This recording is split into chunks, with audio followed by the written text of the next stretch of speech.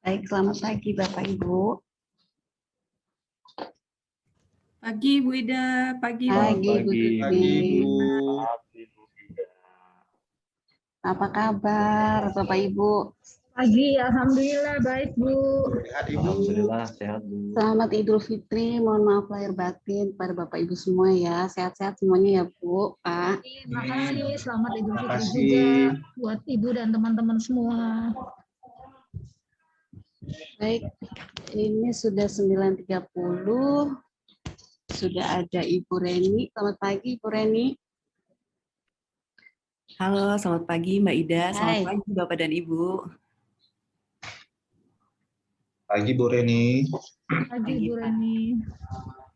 Pagi Bu Reni. Pagi Bu Tuti. Bu Reni, materinya belum di-share linknya? Bu, aku nggak bisa share langsung dari sini ya? Bisa. Share screen-ku masih di protect. Oh, sorry. Udah ya? Udah Udah. Oke. Share di Baik, sini Bapak, biar Ibu. sekalian Bapak dan Ibu dari peserta bisa ngakses langsung. Oh, oke. Di chat aja Bu, share di chat ini kan bisa.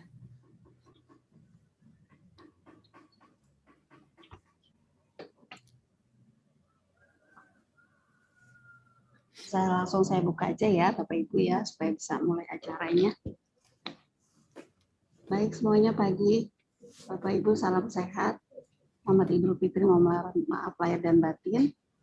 Pagi ini acara kita pelatihan hari ketiga, yaitu aspek psikologis dalam proses negosiasi.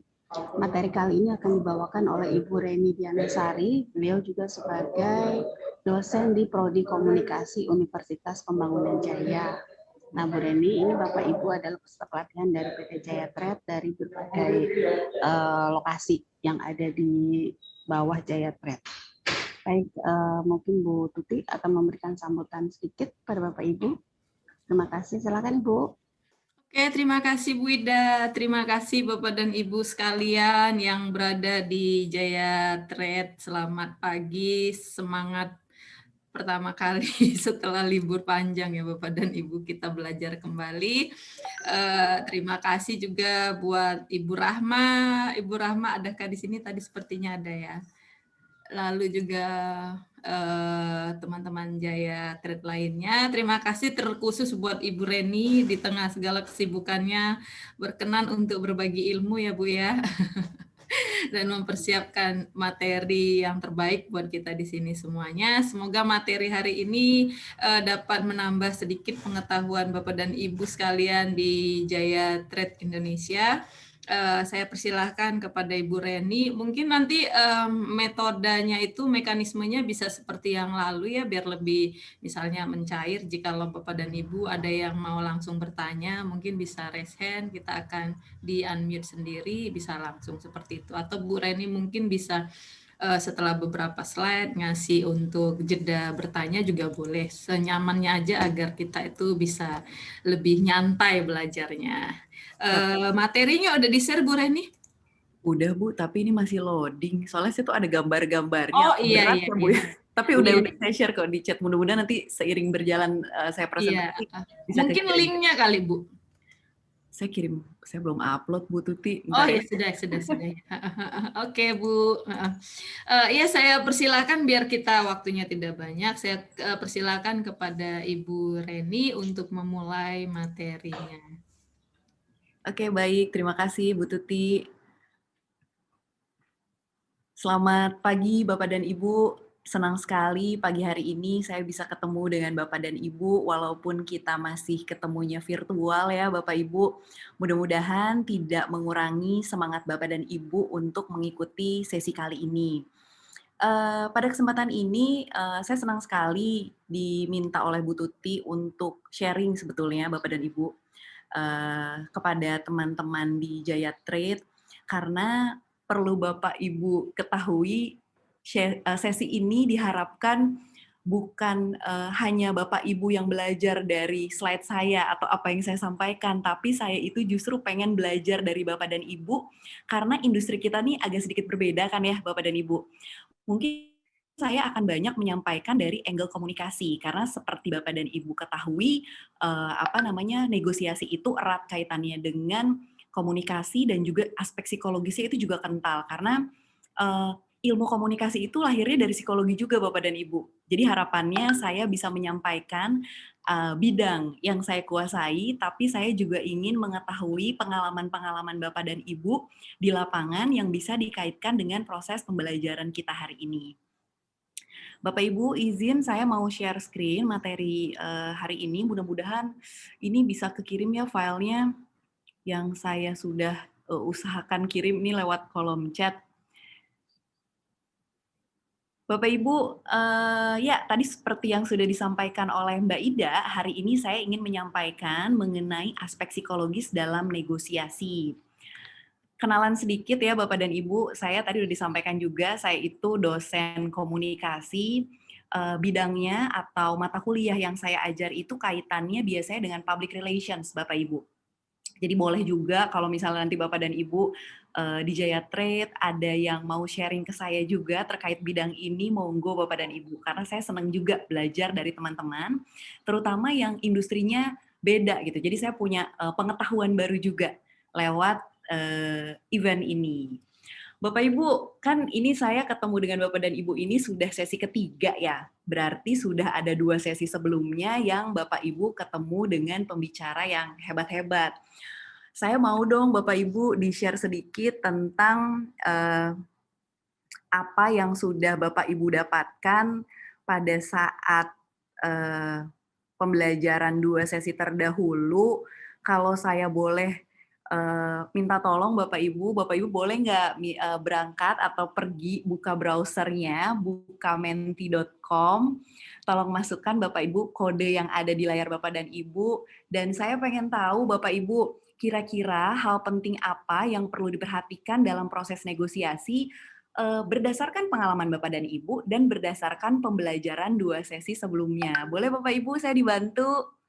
Biar kita interaktif nih, kita kan sekarang virtual ya, nggak bisa ngobrol langsung, misalnya ada Bapak siapa, Ibu siapa gitu kan, biar saya juga nanti di awal ini sampai dengan tadi benar yang kata Bu Tuti bilang, silahkan monggo, mungkin bisa raise hand kali ya, nanti saya bisa panggil nama Bapak dan Ibu kalau memang ada yang perlu disampaikan, di tengah-tengah saya ngomong pun monggo Bapak dan Ibu. Apakah kodenya bisa, Bapak dan Ibu?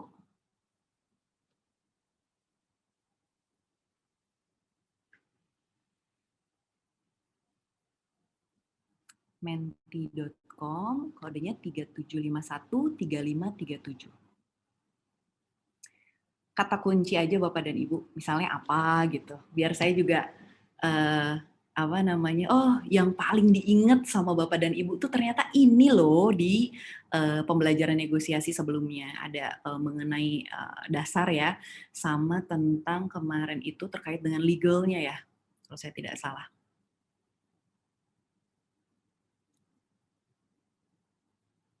Apakah bisa diakses Bapak Ibu? Oke, terima kasih. Ini sudah ada yang memberikan respon. Saya tunggu yang lain Bapak dan Ibu. Jadi yang pertama nih, respon yang pertama yang penting untuk diperhatikan itu adalah lawan bicaranya. Jadi kalau saya boleh agak sotoy sedikit, mungkin sebelum negosiasi perhatiin dulu nih, siapa sih orang yang kita mau ajak omong gitu ya Bapak dan Ibu. Ya, betul, sama juga ini serupa. Yang kedua ini paham karakter lawan bicara. Ada lagi Bapak dan Ibu?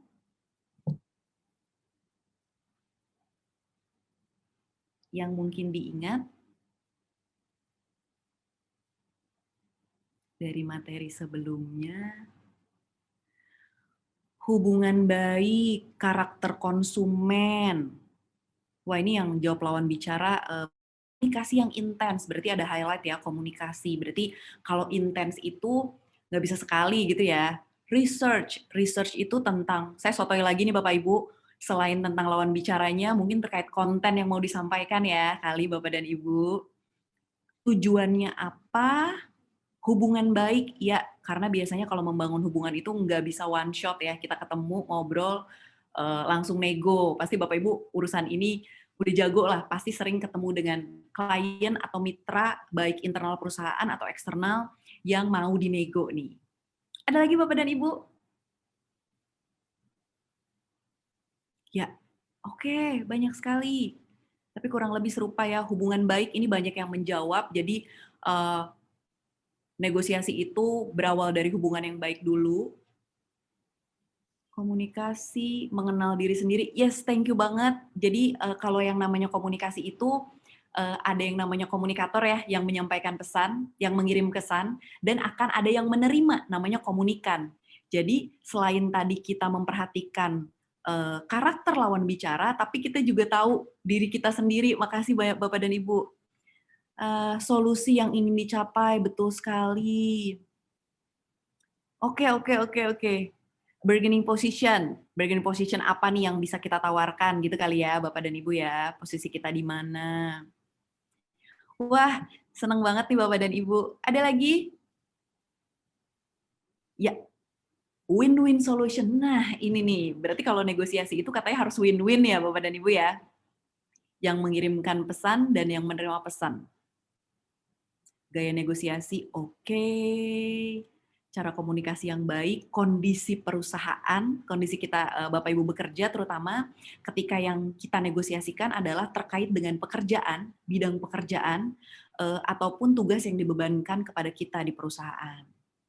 Oke Bapak Ibu, cakep. Sekarang kita mulai masuk ke materi ya. Jadi saya senang banget nih, berarti Bapak dan Ibu banyak hal-hal terkait dengan bidang saya sebenarnya, bidang komunikasi yang Bapak Ibu ingat dari pembelajaran 2 sesi sebelumnya.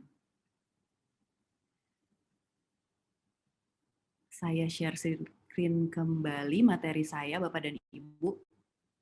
Bapak Ibu, saya ulang sekali lagi ya, kalau memang ada yang mau ditanyakan, boleh langsung raise hand, atau misalnya langsung panggil nama saya juga boleh, Bapak Ibu, takutnya saya lagi ngomong, nggak melihat gitu ya, ada yang raise hand, langsung dipotong, takut lupa pertanyaannya di akhir sesi, saya senang banget.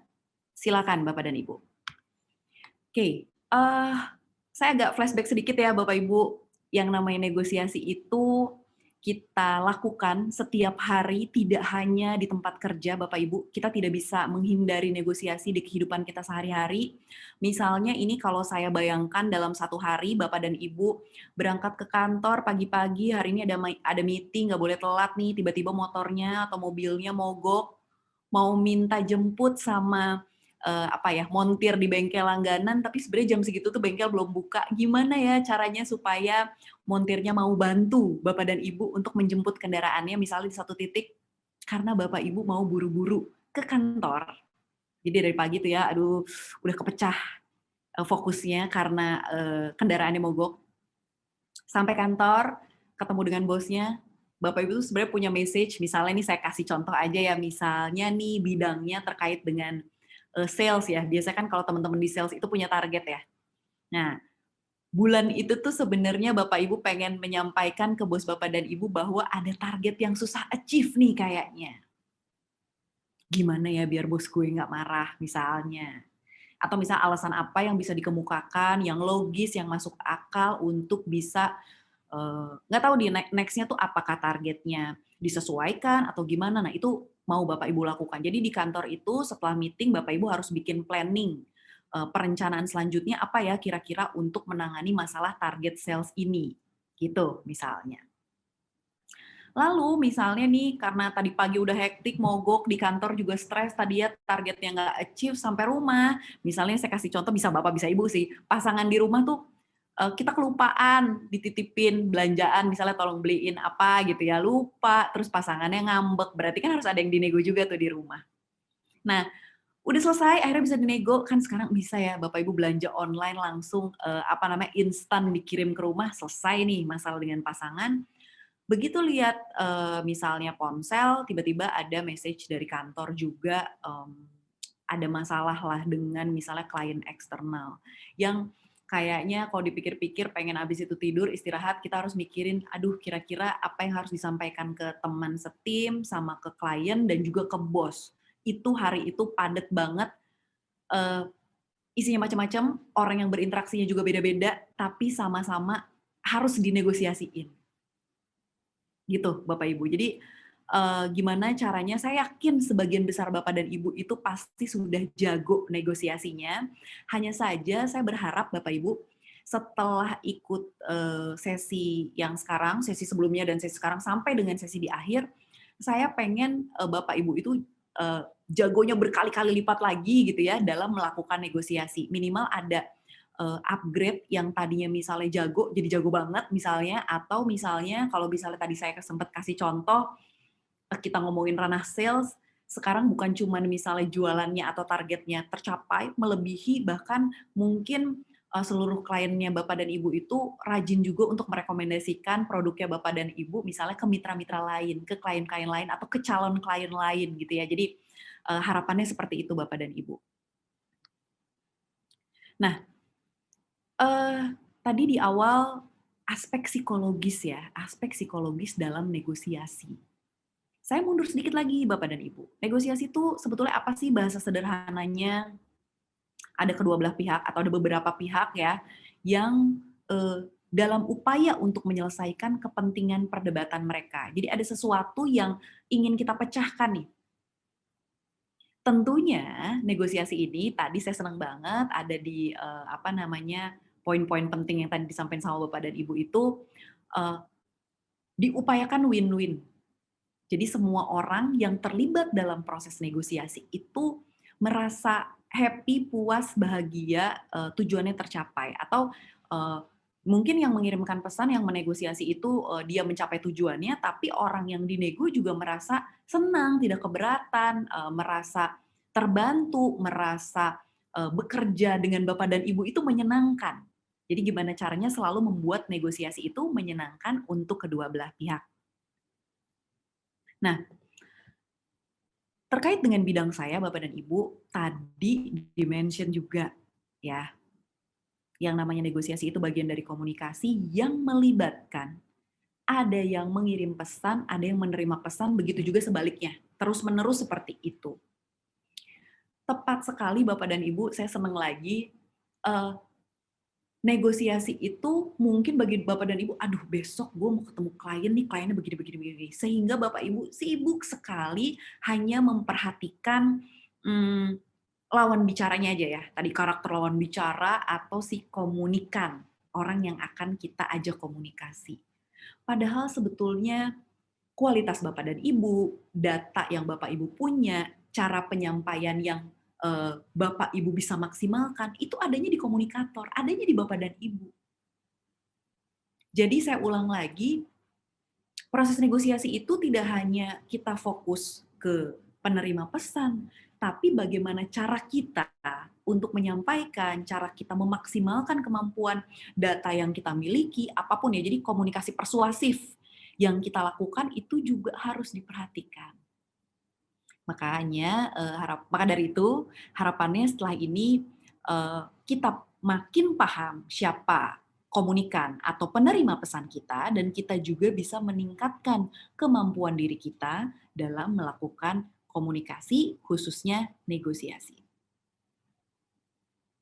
Nah, berbicara tentang aspek psikologis, ada beberapa aspek psikologis, tapi yang mau saya highlight untuk proses negosiasi ini adalah persepsi, kognisi, dan emosi yang kita bubuhkan ke dalam proses negosiasi. Gitu. Kita berpikir tentang orangnya, tentang kualitas kita, tentang siapa kita, dan tentang si penerima pesan tadi. Keadaan psikologisnya itu gimana sih? Apa yang kita bisa lakukan? Ya, jadi tindakan sosial dipandu oleh cara kita memandang, menganalisis, dan merasa tentang pihak lain, situasi, minat, dan posisi kita. Jadi banyak hal yang akan kita pertimbangkan, kira-kira kalau saya menyampaikan pesan ini dengan cara seperti ini, persepsinya akan sama nggak dengan yang ditangkap oleh lawan bicara kita. Kognisi, apa yang akan dipikirkan ya sama lawan bicara kita. Tidak jarang faktor emosi ini Bapak dan Ibu ya nggak bisa dipungkiri. Sering nggak sih misalnya, aduh mau ketemu bos lagi, tadi pagi gue udah meeting sama dia, moodnya kayak lagi jelek deh. Nah, gitu nggak sih Bapak dan Ibu? Jadi atau rekan kerja kita, aduh gue hari ini bakal hektik nih, tapi dia datang pagi-pagi mukanya kusut gitu ya, naruh tas, gimana caranya mau ngomong ya, gue mau minta bantuan nih buat ngerjain bareng pekerjaan ini. Gitu. Jadi di 3 poin ini saya harapkan nantinya Bapak Ibu sudah di luar kepala gitu. Di luar kepala tuh maksudnya begini. Kalau untuk nego, saya yakin tadi sebagian besar Bapak dan Ibu itu sudah bisa melakukan, sudah bisa terbiasalah melakukan itu. Tapi ketika ngomongnya udah jago, udah tahu banget nih poin-poin pentingnya apa aja, tapi saya pengen Bapak Ibu tuh lebih sensitif membaca keadaan, menganalisa keadaan. Apakah dengan cara saya berbicara seperti ini, persepsi yang diterima oleh komunikan kita itu akan sama dengan apa yang kita inginkan. Kita pengen mereka paham apa sih? Kalau saya cara penyampaiannya seperti ini, apa sih yang mereka pikirkan?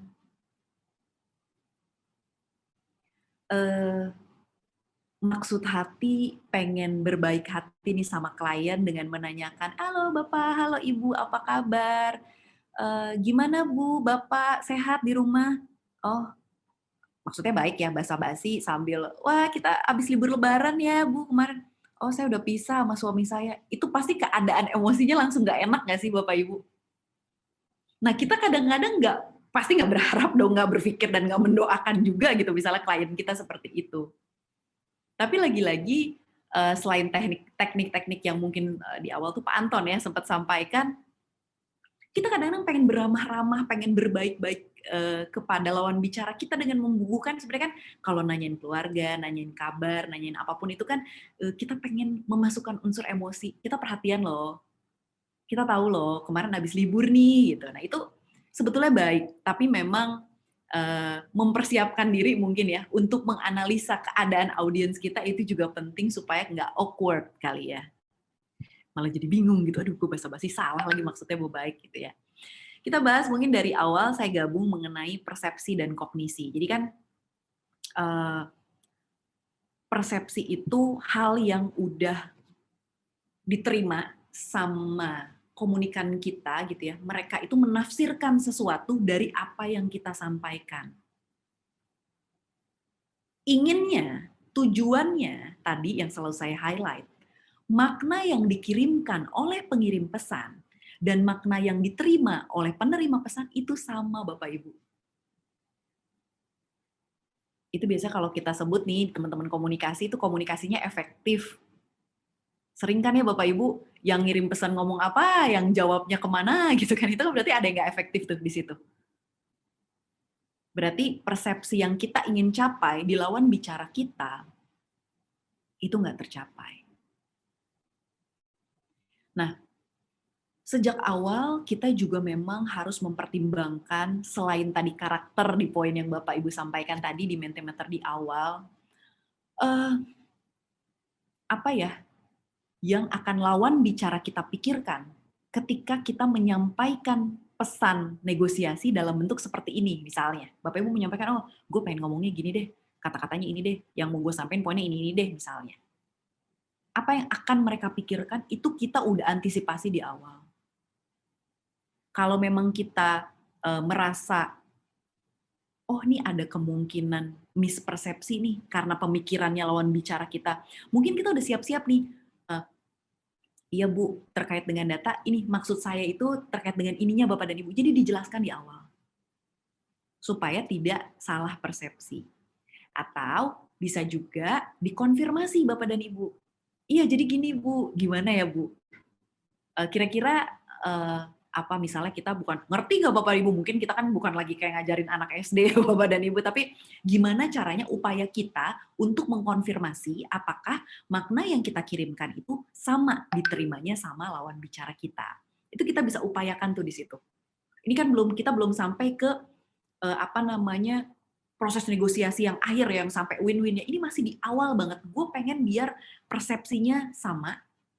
Apa yang dia pikirkan itu kita udah bisa asumsikan dari awal. Atau kita coba cari tahu dari awal. Gitu.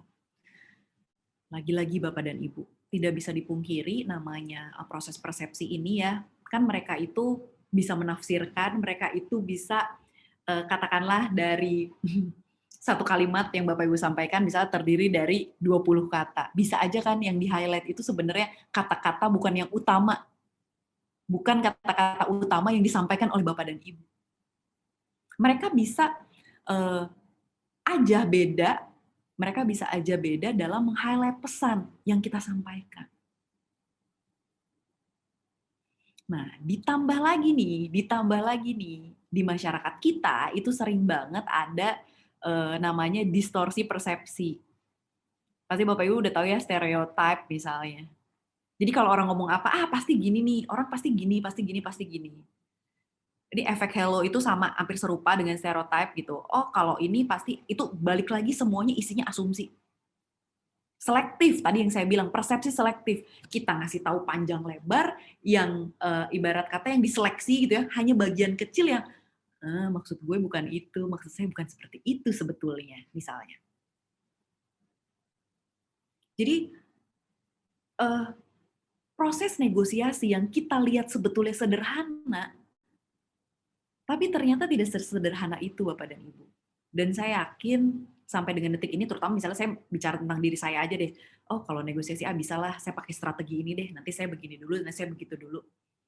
Tapi dengan sekian banyak orang yang saya hadapi, tidak akan semuanya sama dan mungkin punya tadi pemikiran-pemikiran yang berbeda akan apa yang saya sampaikan.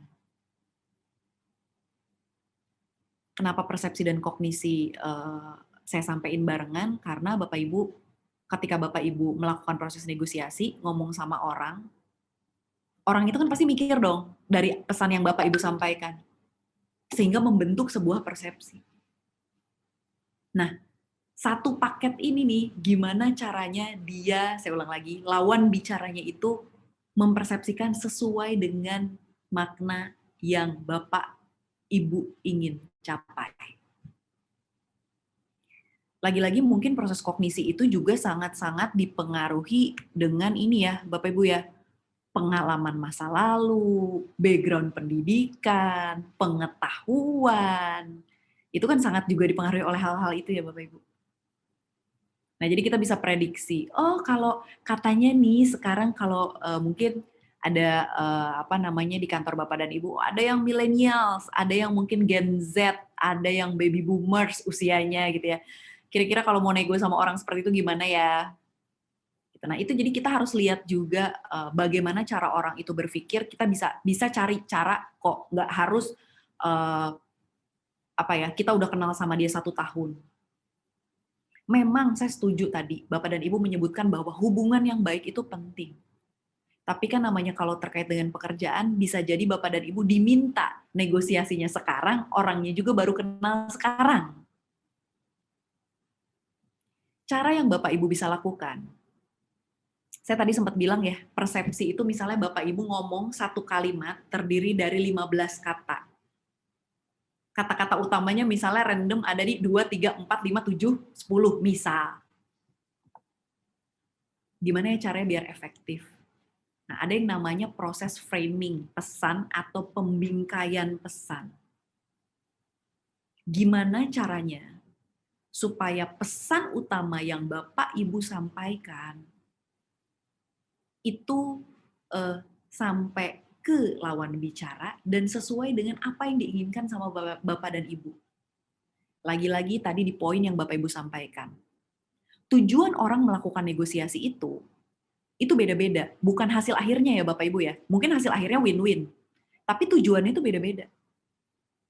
Kalau tadi ya, saya lagi nggak kepikiran yang lain. Lagi misalnya kalau terkait dengan sales ya, mungkin ada yang targetnya minimal orang tahu dan kenal tentang produk kita. Bukan harus sampai closing beli produk kita. Tapi ada juga yang memang hasil akhirnya atau targetnya memang harus beli. Mana nih yang mau dibingkai? Jadi dari sekian banyak pesan, pastikan Bapak Ibu tahu pesan apa yang mau ditonjolkan. Jadi kan kalau kita lihat dinding, ada fotonya kan, ada frame-nya tuh ya Bapak Ibu ya. Berarti kan kita pengen di dinding itu yang orang lihat ke dinding itu, oh ya foto itu tuh, ada frame-nya. Nah, berarti kita memang mengarahkan lawan bicara kita untuk fokus kepada frame itu. Frame pesan yang itu. Karena tidak bisa dipungkiri lagi ya Bapak Ibu, di Indonesia itu kita dalam berkomunikasi itu nggak bisa jauh-jauh dari yang namanya basa-basi, bener nggak sih? Tapi balik lagi ya, frame yang kita udah siapin nih, itu jangan sampai meleset. Karena kita udah siapin, untuk orang ini frame-nya ini, untuk si A. Untuk si B frame-nya beda lagi. Basa-basi oke, tapi jangan sampai frame-nya itu miss gitu, nggak cocok sama yang mau kita sasar. Ini balik lagi Bapak Ibu memang harus disesuaikan dengan tujuan yang mau kita capai. Nanti saya coba bahas setelah slide ini ya. Pembingkaian membantu negosiator memahami bagaimana mereka melakukan pembingkaian terhadap sebuah masalah. Memahami secara lebih menyeluruh apa yang mereka lakukan, apa yang dilakukan pihak lain, dan cara memiliki kendali besar terhadap proses negosiasi.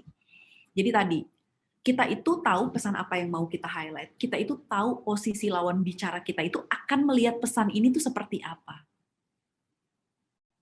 Meleset mungkin nggak? Mungkin kok kalau kita ngomongin lawan bicara. Apalagi tadi ada unsur-unsur emosi ya Bapak dan Ibu ya. Bisa lagi moodnya jelek, lagi nggak pengen merhatiin orang ngomong, lagi nggak pengen, itu pasti adalah noise-nya atau gangguannya. Tapi biasanya yang namanya frame kita udah siapin, kita udah cocokin. Supaya maknanya sama, saya ulang lagi Bapak dan Ibu, apa yang dipikirkan itu sesuai dengan yang kita inginkan.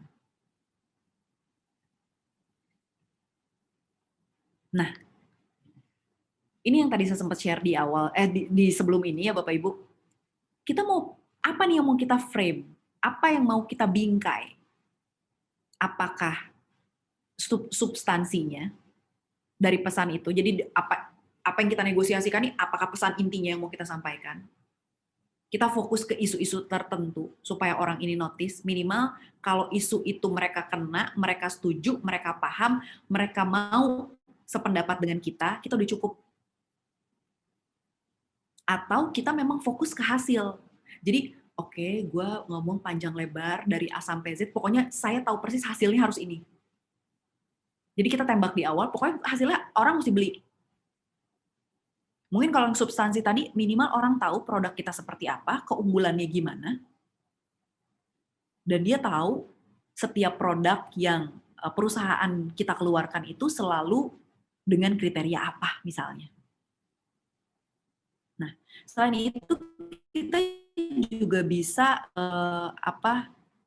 mempertimbangkan aspirasi dalam proses negosiasi. Nah, ini biasanya kita banyak juga mendengar pandangan lawan bicara kita.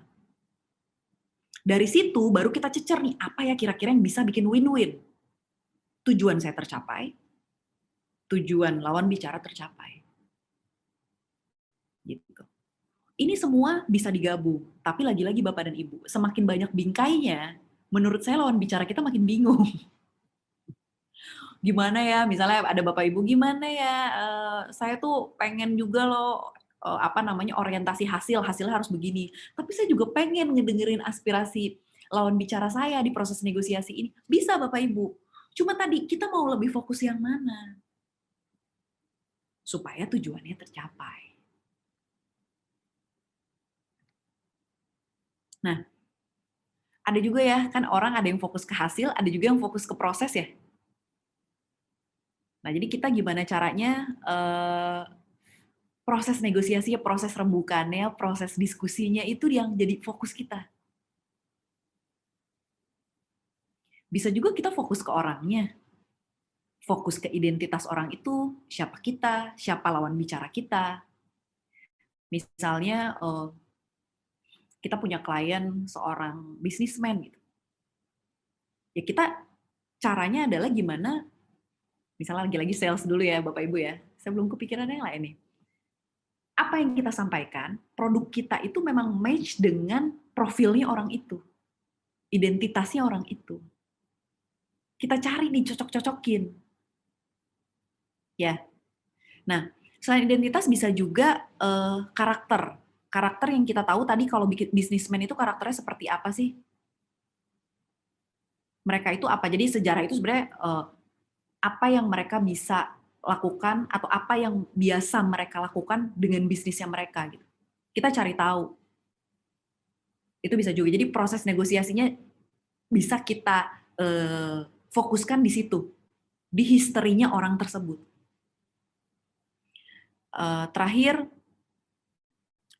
ada kalah menangnya. Jadi kan kalau misalnya negosiasi itu memang yang idealnya win-win, tapi ada juga yang memang harus kalah menang nih. Biasanya kayak ada konflik atau apa gitu, ada pihak tertentu yang memang kita rasa gini, win-winnya itu beda gitu. Apa namanya? Yang dia anggap win itu mungkin nggak akan pernah sama kita, maka harus ada win-lose misalnya. Ya kalau memang kita fokusnya untuk mengalahkan lawan bicara kita yang sedang kita ajak negosiasi, berarti kita juga punya resiko untuk kalah ya Bapak dan Ibu, bener nggak?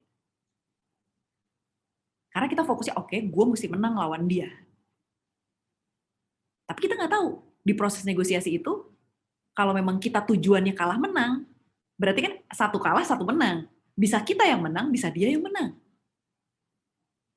Jadi pembingkaian ini adanya di proses ya Bapak dan Ibu ya, karena persepsi dan kognisi ini adanya di proses untuk mencapai tujuan. Jadi aspek psikologis itu kita perhatikan di proses negosiasi, di jalannya negosiasi. Kita perhatikan prosesnya, orangnya. Oh, dari sekian banyak pesan, kita pakai pembingkaian. Ini salah satu contoh aja, saya misalnya Bapak Ibu, oh mulai sekarang nih kalau gue mau negosiasi, apa yang mau gue bingkai ya? Apa yang mau saya highlight? Harapannya bisa seperti itu Bapak Ibu. Saya izin lanjutkan, kalau ada yang mau ditanyakan, monggo ya Bapak dan Ibu ya. Yang harus kita perhatikan juga dalam proses pembingkaian ini ya, framing penyampaian pesan ini, itu juga minat lawan bicara kita. Itu penting banget deh Bapak Ibu. Minatnya apa?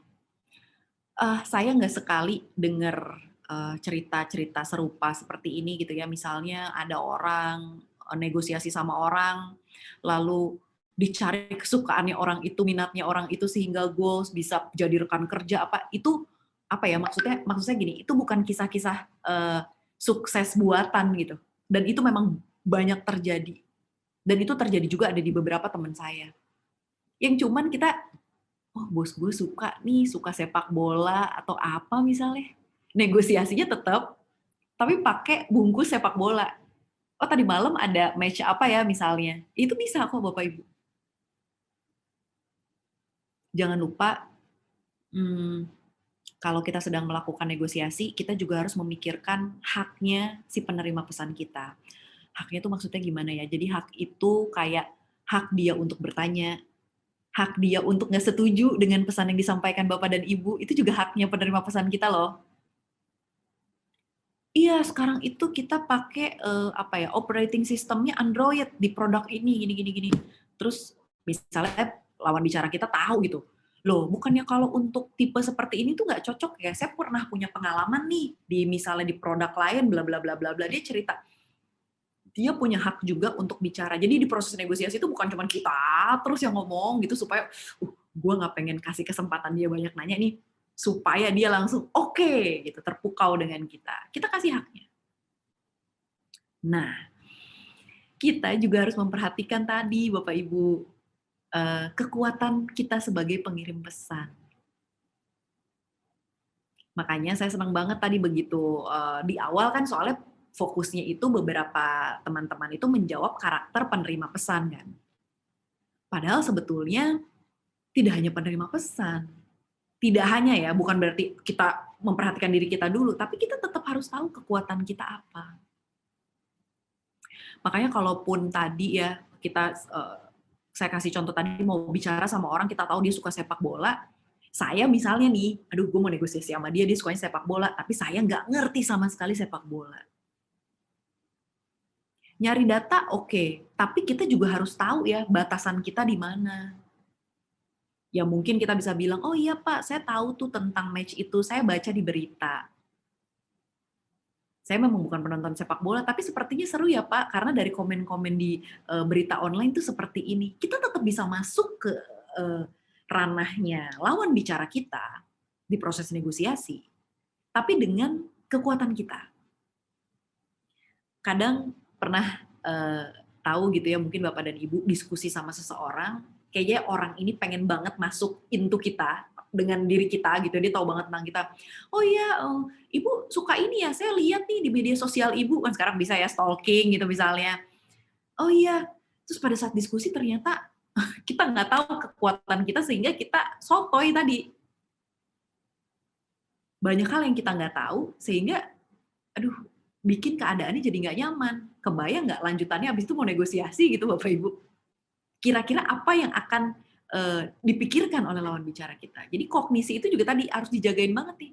Kira-kira kalau saya so akrab dengan ngomongin sepak bola, lawan bicara saya akan seperti apa? Kurang lebih itu ya Bapak Ibu ya. Jadi saya ulang sedikit, yang namanya persepsi dan kognisi itu memang harus dijaga. Harus dijaga terkait dengan lawan bicara kita dan diri kita sebagai pengirim pesan. Gimana caranya ketika proses negosiasi, persepsi lawan bicara kita itu maknanya sama dengan apa yang kita inginkan. Lalu di dalam prosesnya, kita juga harus bisa memikirkan apa yang akan dipikirkan. Kognitifnya lawan bicara kita tuh seperti apa sih? Ketika kita menyampaikan ini. Karena sebetulnya misalnya apa ya, kalau kita bicara sama beberapa, saya juga nggak bilang semua, beberapa misalnya generasi baby boomers.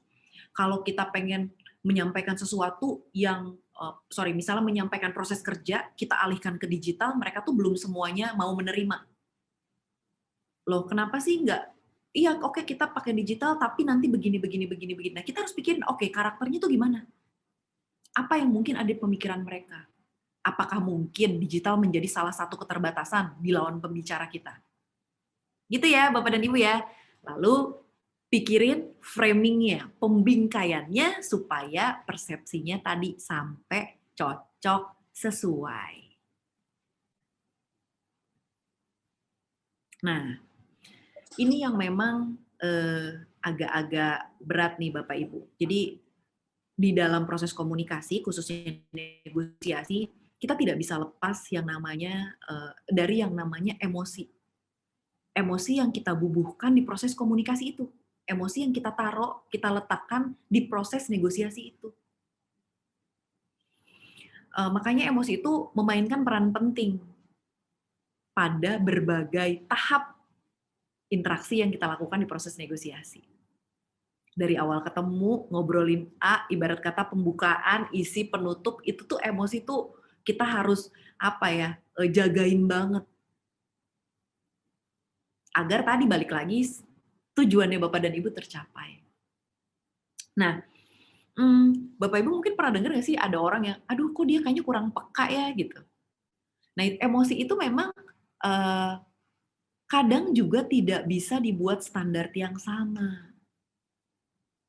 Ada orang yang senang, beramah tamah. Ada juga loh orang yang, oh iya Bu, misalnya saya gitu lagi mau, Ibu apa kabar, Bapak apa kabar, bla bla bla bla bla. Iya Mbak, gimana Mbak?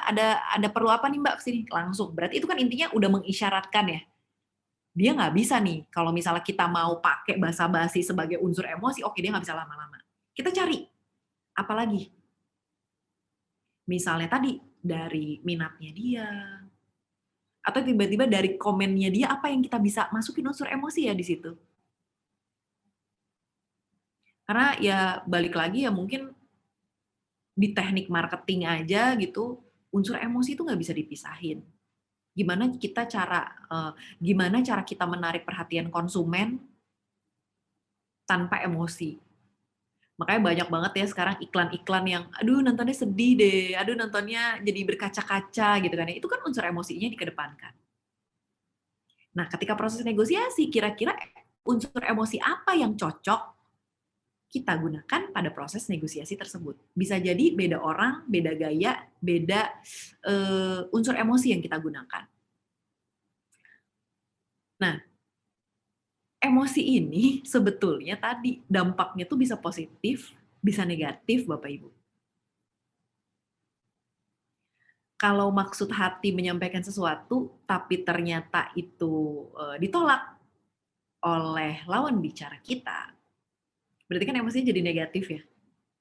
Tadi misalnya mau nanya basa-basi, ternyata aduh salah lagi gitu kan ya. Nah mungkin ada yang perlu kita pikirkan tadi lagi-lagi. Kita harus masukin unsur emosinya di mana ya? Lewat pembicaraan yang mana nih?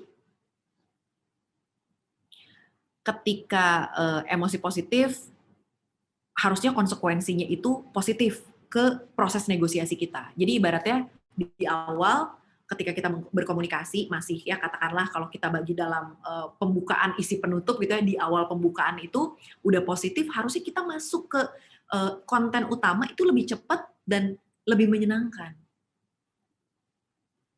Nah bayangkan Bapak Ibu kalau yang sebaliknya. Tapi kalau yang sebaliknya maksudnya kalau negatif ya udah sampai akhir negatif. Dan apakah bisa integratif atau win-win tadi. Nah, itu yang kita perlu siap-siap nih sejak awal. Jadi saya yakin betul di proses komunikasi yang Bapak Ibu jalankan di luar negosiasi ya, pasti berasalah kalau ada yang namanya emosinya itu hasilnya akan beda. Saya kasih contoh misalnya ada Bapak Ibu yang punya anak di rumah, anaknya lagi ada masalah, kalau ngobrol pakai emosi mungkin hasilnya beda. Emosinya nih macam-macam nih, yang positif apa negatif. Karena bisa juga anaknya dimarah-marahin misalnya. Atau kalau positif, oh saya tahu nih anak saya karakternya seperti apa, saya akan menyampaikan dengan cara seperti ini, unsur emosinya di sini. Itu juga terjadi di pekerjaan kita. Misalnya kita fokus di negosiasi yang kaitannya sama pekerjaan. Kalau dari awal emosinya sudah negatif, kita akan agak susah ngejar untuk negosiasi itu endingnya akan positif atau sesuai dengan keinginan kita. Gitu. Jadi memang apakah ini perlu diantisipasi? Iya, Bapak Ibu. Kita memang yang namanya negosiasi itu kalau saya ibaratkan memang harus punya banyak peluru, Bapak Ibu. Jadi kalau misalnya strategi taktik yang Bapak Ibu siapkan itu plan A, B, C, D, Z gitu, itu harus ada sih. Jadi jangan sampai saya tuh beberapa kali memperhatikan gitu kalau ada orang di sekitar saya dalam proses komunikasi ada yang salah, itu orang itu tuh seperti kayak, aduh gue salah ngomong, udah sampai akhir tuh udah nggak fokus. Jadi sampai saya misalnya kalau itu hubungannya sama saya, nggak apa-apa Mbak, nggak usah ini, nggak usah, nggak enak, gini. Akhirnya saya yang mencairkan gitu. Mungkin dia nggak bermaksud, tapi ya sampai akhir itu akan jadi kayak negatif. Kalau saya merasa kalau memang itu tidak harus dijadikan konflik, maka saya yang bikin supaya dia cair lah. Gitu. Kayak misalnya nggak apa-apa atau kita ajak ngomong yang lain atau apa. Karena orang itu kalau udah salah tingkah itu udah susah gitu. Begitu Bapak dan Ibu. Nah, emosi ini bisa jadi strategi, bisa juga jadi manipulasi. Jadi Bapak Ibu harus hati-hati.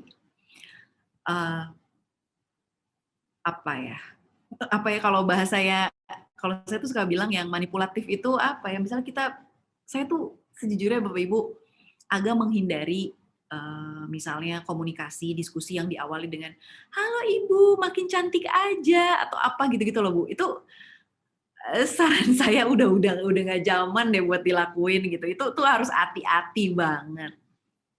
Karena kalau bahasa saya mungkin Bapak Ibu tahu nggak itu kan peres-peres ya, bohong-bohong gitu, basa-basi gitu. Di awal sebaiknya sudah dihindari Bapak Ibu. Sudah 2021.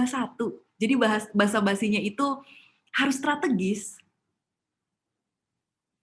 Kalaupun ketemu, aduh, Ibu ini kayaknya senang kalau dipuji. Oke, nggak apa-apa. Apakah muji dilarang? Karena itu misalnya kita pengen mendekatkan komunikasi kita, boleh tapi kita cari cara yang lain. Oh Ibu ini ya misalnya kita ketemu kita cari waktu, oh saya nggak bisa, saya weekend itu ada ini mau ngurus tanaman saya, oh kita jadi tahu nih orang ini suka tanaman. Nah mungkin itu bisa kita jadikan strategi. Jadi hati-hati ya Bapak Ibu ya, jangan sampai lawan bicara kita itu mengetahui unsur emosi yang kita letakkan di dalam proses komunikasi kita itu hanya manipulatif. Peres-peres, ngebaik-baikin gitu Bapak Ibu. Nih orang pasti baik-baikin gue, ada maunya nih gitu kan. Nanti kan ujung-ujungnya selalu begitu ya. Jadi usahakan tadi emosi itu menyenangkan kedua belah pihak.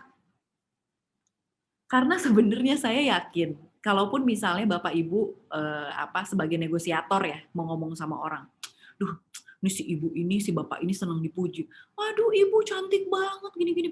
Pasti dalam hati kita, orang nggak cantik-cantik banget gitu. Itu kan jadinya juga manipulatif, kan nggak sehat Bapak Ibu.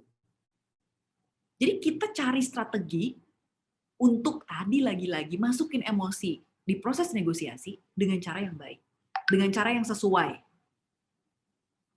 Para negosiator menelusuri emosi pihak lain dan menyesuaikan strategi. Nah ini tadi, ya cocokin aja, kita cari tahu. Kita pakai strategi apa ya? Kalau saya nggak salah kan pemilihan kata, kalimat itu di awal Pak Anton sempat sharing juga ya. Gimana nih kalau misalnya mau nolak atau membuka negosiasi kira-kira apa ya? Nah itu bisa dicari tuh. Nah, saya cuma nambahin, saya sekarang pengen menegaskan, masukin deh unsur emosi, karena emosi ini juga menentukan. Jadi, emosi ini aspek psikologis yang juga menentukan keberhasilan negosiasi. Silakan masukkan dengan pertimbangan. Dicocokin, disesuaikan.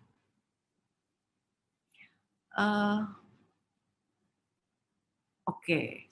Permintaan pada pihak yang sedang marah lebih rendah. Maksudnya permintaan ini, maksud saya di sini adalah begini Bapak Ibu.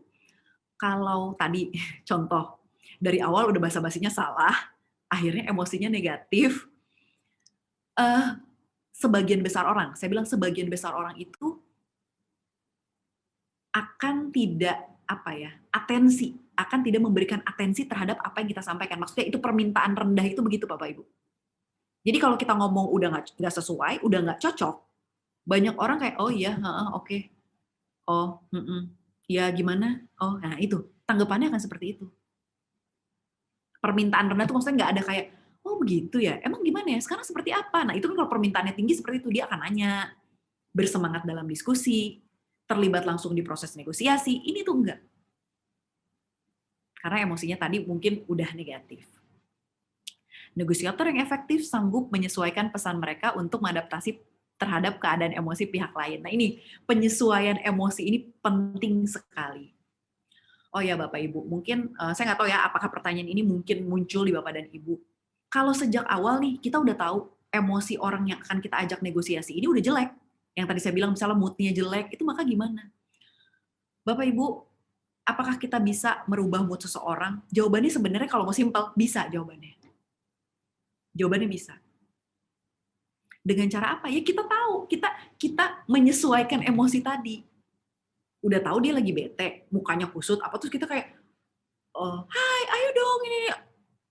Ya orang makin gak excited lah. Kita masuk ke dia, kita cari, mungkin kita ajak buka pembicaraan yang sesuai sama dia tadi, kita lihat, atau kita tunggu dulu. Kita lihatlah mana yang sesuai. Jadi penyesuaian emosi ini saya tahu Bapak Ibu tidak gampang. Tapi lagi-lagi ini sebetulnya hal yang mungkin Bapak Ibu tidak sadari, skill ini sebenarnya dimiliki oleh Bapak dan Ibu. Saya selalu bilang nih, saya misalnya ngajar ada mata kuliah juga di komunikasi gitu. Yang namanya komunikasi persuasif, negosiasi, itu dari kecil kayaknya anak-anak SD gitu ya udah pada pinter deh. Mau minta mainan sama orang tuanya. Mereka udah tahu kan gimana cara ngomong yang tepat. Malah kalau udah makin gede, udah SMP, udah kuliah deh kalau misalnya saya ngomong mahasiswa saya. Sekarang anak kuliah pengen minta beliin motor misalnya, sama bapaknya misalnya. Ya tahu kan kapan ngomong sama bapaknya? Oh nunggu malam dulu nih gitu. Oh buka pembicaraannya harus ini nih. Nah itu tuh sebetulnya kita udah lakukan. Jadi harusnya unsur komunikasi tadi yang sudah kita pelajari sejak kecil itu juga dipertimbangkan di proses negosiasi yang Bapak Ibu lakukan. Jadi jangan sampai ketika melakukan proses negosiasi terkait dengan pekerjaan, maka Bapak Ibu hanya melakukannya dengan, ya udah yang penting gue nggak harus achieve kan, yang penting gue kasih tahu kan, ya udah gue kasih tahu kok. Tapi kita nggak memikirkan persepsi lawan bicara kita, nggak memikirkan apa yang akan dipikirkan setelah kita menyampaikan pesan, tidak memasukkan unsur emosi di dalamnya. Harapan saya setelah ini Bapak dan Ibu sudah melakukan ini di luar kepala gitu, kayak udah tahu, oh kalau basa-basi sekarang udah nggak boleh manipulatif nih, harus seperti ini, seperti misalnya harus dilakukan dengan cara seperti ini, disesuaikan dengan orangnya. Caranya seperti ini, misalnya Bapak dan Ibu. Itu udah mulai dipikirkan. Sampai sini Bapak Ibu ada yang mau didiskusikan atau ditanyakan? Silahkan. Nggak ada? Saya lanjutin dulu ya Bapak Ibu ya. Setelah kita meng-highlight beberapa aspek psikologis yang menurut saya ini penting di proses negosiasi, kita akan juga membahas mengenai elemen negosiasi yang dikeluarkan oleh The Harvard Negotiation Project. Itu ada 7 ya. Ada hubungan, komunikasi, kepentingan, pilihan-pilihan, standar, alternatif, dan komitmen. Kita coba bahas satu persatu. Lagi-lagi elemen ini saya pengennya sama kayak yang tadi tuh aspek psikologis itu udah di luar kepala. Apa yang harus kita pertimbangkan? Oh ya oke, ini minimal ini udah tahu lah. Jadi udah standar dan otomatis dilakukan oleh Bapak dan Ibu ketika melakukan proses negosiasi. Yang pertama atau elemen yang pertama, hubungan apa yang terjalin antar masing-masing pihak. Jadi memang ketika kita melakukan negosiasi, penting untuk paham betul dan sadar betul hubungan kita dengan orang yang kita ajak negosiasi itu hubungannya apa. Klien, rekan kerja, teman, atau apa. Kita harus sadar itu. Supaya kita memang tidak melewati batasan hubungan yang kita tahu tadi. Karena lagi-lagi sangat banyak pihak yang merasa tidak nyaman ketika, loh, emang dia siapa? Nah, sering banget itu terjadi. Kita punya hubungan dengan orang itu apa? Karena urusan pekerjaan kah? Atau karena apa? Jadi kita tahu betul. Kita bisa punya hubungan itu dasarnya apa sih?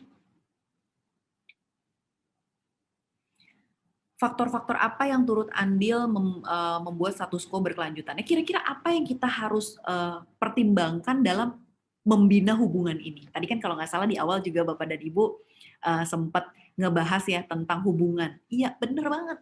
Hubungan itu jadi elemen yang penting. Tapi kita memang tidak bisa tahu. Ketika kita melakukan proses negosiasi, hubungan itu memang sudah terjalin, belum sama sekali, terjalinnya baru, atau sudah lama, atau gimana? Kita tetap pada posisi kita. Kira-kira dari proses negosiasi yang kita lakukan ini akan membuat hubungan kita makin positif atau enggak ya? Itu penting sekali. Dan kalaupun ini sifatnya di kantor, di tempat bekerja, ada unsur kompetitif misalnya di dalamnya, kalau kita lakukan dengan sportif menurut saya nggak masalah. Itu karena kita tahu bahwa yang kita lakukan adalah proses negosiasi yang bukan untuk menghancurkan hubungan, kalau memang tadi tujuannya win-win ya.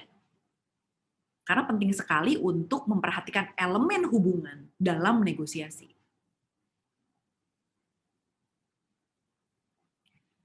Oke, saya lanjutkan Bapak Ibu. Nah, ini juga sebetulnya sudah di awal, di pertemuan awal juga sudah dibahas. Tadi juga waktu saya tanya, udah dijawab juga. Aduh, udah pada jago-jago deh Bapak dan Ibu ya. Terkait dengan komunikasi. Komunikasi itu kalau saya, Bapak Ibu, rumus gampangnya, tadi kan saya selalu kasih unjuk ya, ada yang model komunikasi, ada pengirim pesan, ada pengirim, pesan, penerima, feedback, noise, itu selalu begitu. Jadi kita tahu persis peta komunikasi itu seperti apa. Dan hal-hal yang mempengaruhi semua unsur tadi. Bagaimanakah kualitas komunikasi yang telah berlangsung dan sedang berlangsung antar masing-masing pihak? Kalau memang hubungannya baik, asumsi saya komunikasinya baik harusnya. Di awal, kalau memang ini hubungannya baru, kira-kira proses komunikasi apa yang cocok? Apalagi sekarang ini Bapak Ibu ya, kita sekarang di era pandemi ini, komunikasi yang kita lakukan itu salah satunya komunikasinya tuh tatap mukanya lewat internet ya, lewat jaringan seperti ini nih. Ini juga tantangan loh menurut saya. Saya ketemu Bapak dan Ibu online nih, kira-kira sampai nggak ya pesannya? Bapak Ibu berkenan nggak ya? Bapak Ibu menerima pesan saya nggak ya? Saya kuliah, mahasiswa saya sekarang online ya, kita juga nggak ketemu selalu tatap muka lewat Zoom seperti ini gitu. Kira-kira mereka nangkep nggak ya materi kuliah saya gitu. Nah itu cara komunikasi tadi ini ketika kita kaitkan dengan negosiasi itu juga penting untuk dipertimbangkan. Apakah kalau memang kita punya kendala harus lewat jaringan seperti ini, proses negosiasi yang cocok itu seperti apa ya? Proses komunikasi yang kita gunakan tuh yang cocok seperti apa ya? Kalau saya tuh selalu bilang, saya tuh nggak bisa, makanya mungkin tadi Bapak Ibu lihat ya, saya itu sebenarnya nggak bisa ngomong, nggak pakai gesture Bapak Ibu. Ini misalnya nggak pakai tangan ini nih. Karena kalau saya ngajar, itu saya nggak bisa lepas dari gesture tangan saya ini. Jadi kalau virtual kayak gini tuh sebenarnya agak capek ya, karena kan saya harus ngangkat tangan agak tinggi ya. Itu karena kebiasaan aja sih. Tapi cara berkomunikasi itu misalnya gesture yang saya gunakan itu adalah upaya saya untuk menekankan pada pesan-pesan tertentu misalnya. Nah, kalau negosiasi lewat internet gimana nih caranya? Komunikasi yang efektifnya seperti apa? Itu Bapak Ibu harus pertimbangkan. Apapun cara komunikasi yang kita gunakan, pastikan akan berakibat yang kita inginkan. Maksudnya orang itu paham, orang itu ngerti, hubungannya makin baik, negosiasinya win-win, misalnya kita pasti punya tujuan. Akibatnya apa nih yang kita akan ambil atau yang akan kita terima? Pastikan itu sesuai. Karena nggak tahu ya Bapak Ibu, mungkin masih ada beberapa pihak yang merasa keberatan kalau ada informasinya yang disampaikan via chat, misalnya WhatsApp gitu ya Bapak Ibu ya. Ada mungkin ada bos atau apa, nggak bisa nih report kayak gini disampaikan lewat WhatsApp. Nggak bisa nih ngomongin kayak gini via telepon. Kamu harus menghadap saya. Ada juga beberapa orang yang seperti itu. Jadi silakan Bapak Ibu sesuaikan.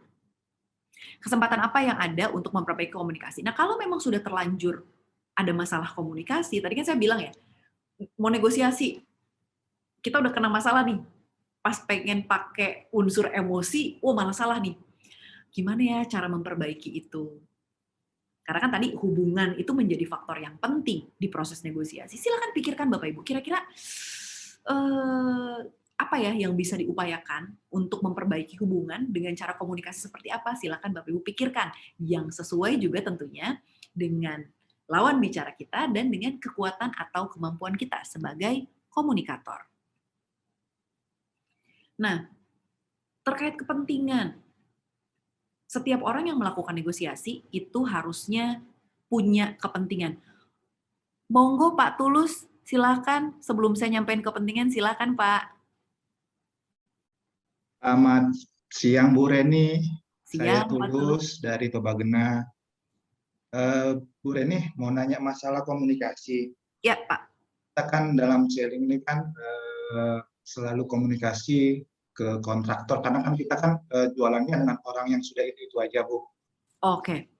Jadi setiap kita datang orang sudah tahu kita ini jualannya pasti produknya ini gitu Bu. Nah, yang saya mau tanyakan Bu tentang komunikasi untuk meminta lebih, komunikasi untuk meminta lebih dan menekan Bu. Nah, karena kan memang ada kita mau transaksi dengan suatu calon konsumen, di mana konsumen tersebut sudah nyaman dengan kompetitor kita Bu. Tapi di kitanya itu ada satu persyaratan Bu. Contohnya di kompetitor itu tidak ada suatu surat perjanjian jual beli. Tetapi di kitanya itu harus mendekatkan untuk membuat surat perjanjian jual beli. Kira-kira itu pada saat negosiasi apakah boleh kita tekankan dulu, apakah kita hanya untuk mencari tahu tentang kebiasaan dia dengan kompetitor lain? Itu Bu Reni. Oke. Pak, maaf saya mau tanya sedikit Pak Tulus terkait pertanyaan Bapak. Maksudnya meminta lebih itu tadi ya, misalnya terkait yang sederhana yang Bapak sampaikan itu tadi, misalnya dia mau deh tanda tangan perjanjian jual beli itu, gitu maksudnya Pak? Kan Bu, di kompetitor lain tidak ada seperti itu Bu, hal seperti itu tidak ada. Ya. Tapi di kitanya wajib Bu, wajib agar transaksi itu jalan gitu, karena itu sudah SOP kita ke pusat Bu. Ya. Gitu. Apakah pada saat itu dia sudah menjelaskan ini loh Pak Tulus, PTA mainnya seperti ini, stepnya ini. Tapi ada satu step yang mereka tidak lakukan dengan kompetitor, tapi kita wajib, itu dia. Apakah kita harus menekankan pada saat itu juga permintaan kita Bu? Makanya apakah perlu kita menekankan komunikasi lebih Bu dengan mereka Bu? Oke, baik Pak Tulus. Saya coba jawab ya Bapak Tulus, dan mungkin ada pemikiran yang serupa juga mungkin dari Bapak Ibu yang sekarang sedang mengikuti sesi ini. Jadi kalau saya biasanya meyakinkan lawan bicara kita di proses negosiasi, kita kan memang ada yang mau kita minta. Misalnya salah satu stepnya orang itu bersepakat dengan menandatangani perjanjian jual beli, misalnya seperti itu yang tadi Pak Tulus sampaikan. Nah, apa yang bisa kita lakukan? Tadi saya sempat cerita tentang framing ya Pak, sempat cerita tentang pembingkaian. Nah, Bapak mungkin kalau memang fokusnya untuk kali ini nih, fokusnya ini kita pakai surat, yang lain enggak, Bapak pengen, perusahaan wajib untuk melakukan itu. Mungkin Bapak bisa highlight atau framing mengenai keuntungan menggunakan surat perjanjian jual beli. Edukasi dulu ya Bu ya. Iya, edukasi, dan tapi keuntungannya di highlight ya Pak. Maksudnya edukasi kan bisa jadi kayak, nih saya bikin surat, ya, kalau misalnya ya mungkin yang di sana iya udah tahu kali, bisa jadi begitu gitu kan ya. Nah tapi mungkin yang kita dorong itu adalah keuntungan ketika kita menggunakan dokumen itu. Apabila saya nggak tahu ya Pak, lagi-lagi industri Bapak mungkin saya nggak mengetahui, tapi kan yang setahu saya yang namanya dokumen itu kan ada nilai hukumnya ya Pak. Benar. Nah, kalau misalnya orang tidak pakai nilai hukum, berarti kan dia bisa mangkir ya, mungkin bahasanya apa ya, bisa pergi gitu aja gitu terkait dengan proses penjual atau jual beli produk ini. Nah, mungkin Pak Tulus bisa framing atau bingkai penggunaan dokumen ini itu yang menguntungkan untuk si konsumen apa. Saran saya begitu sih.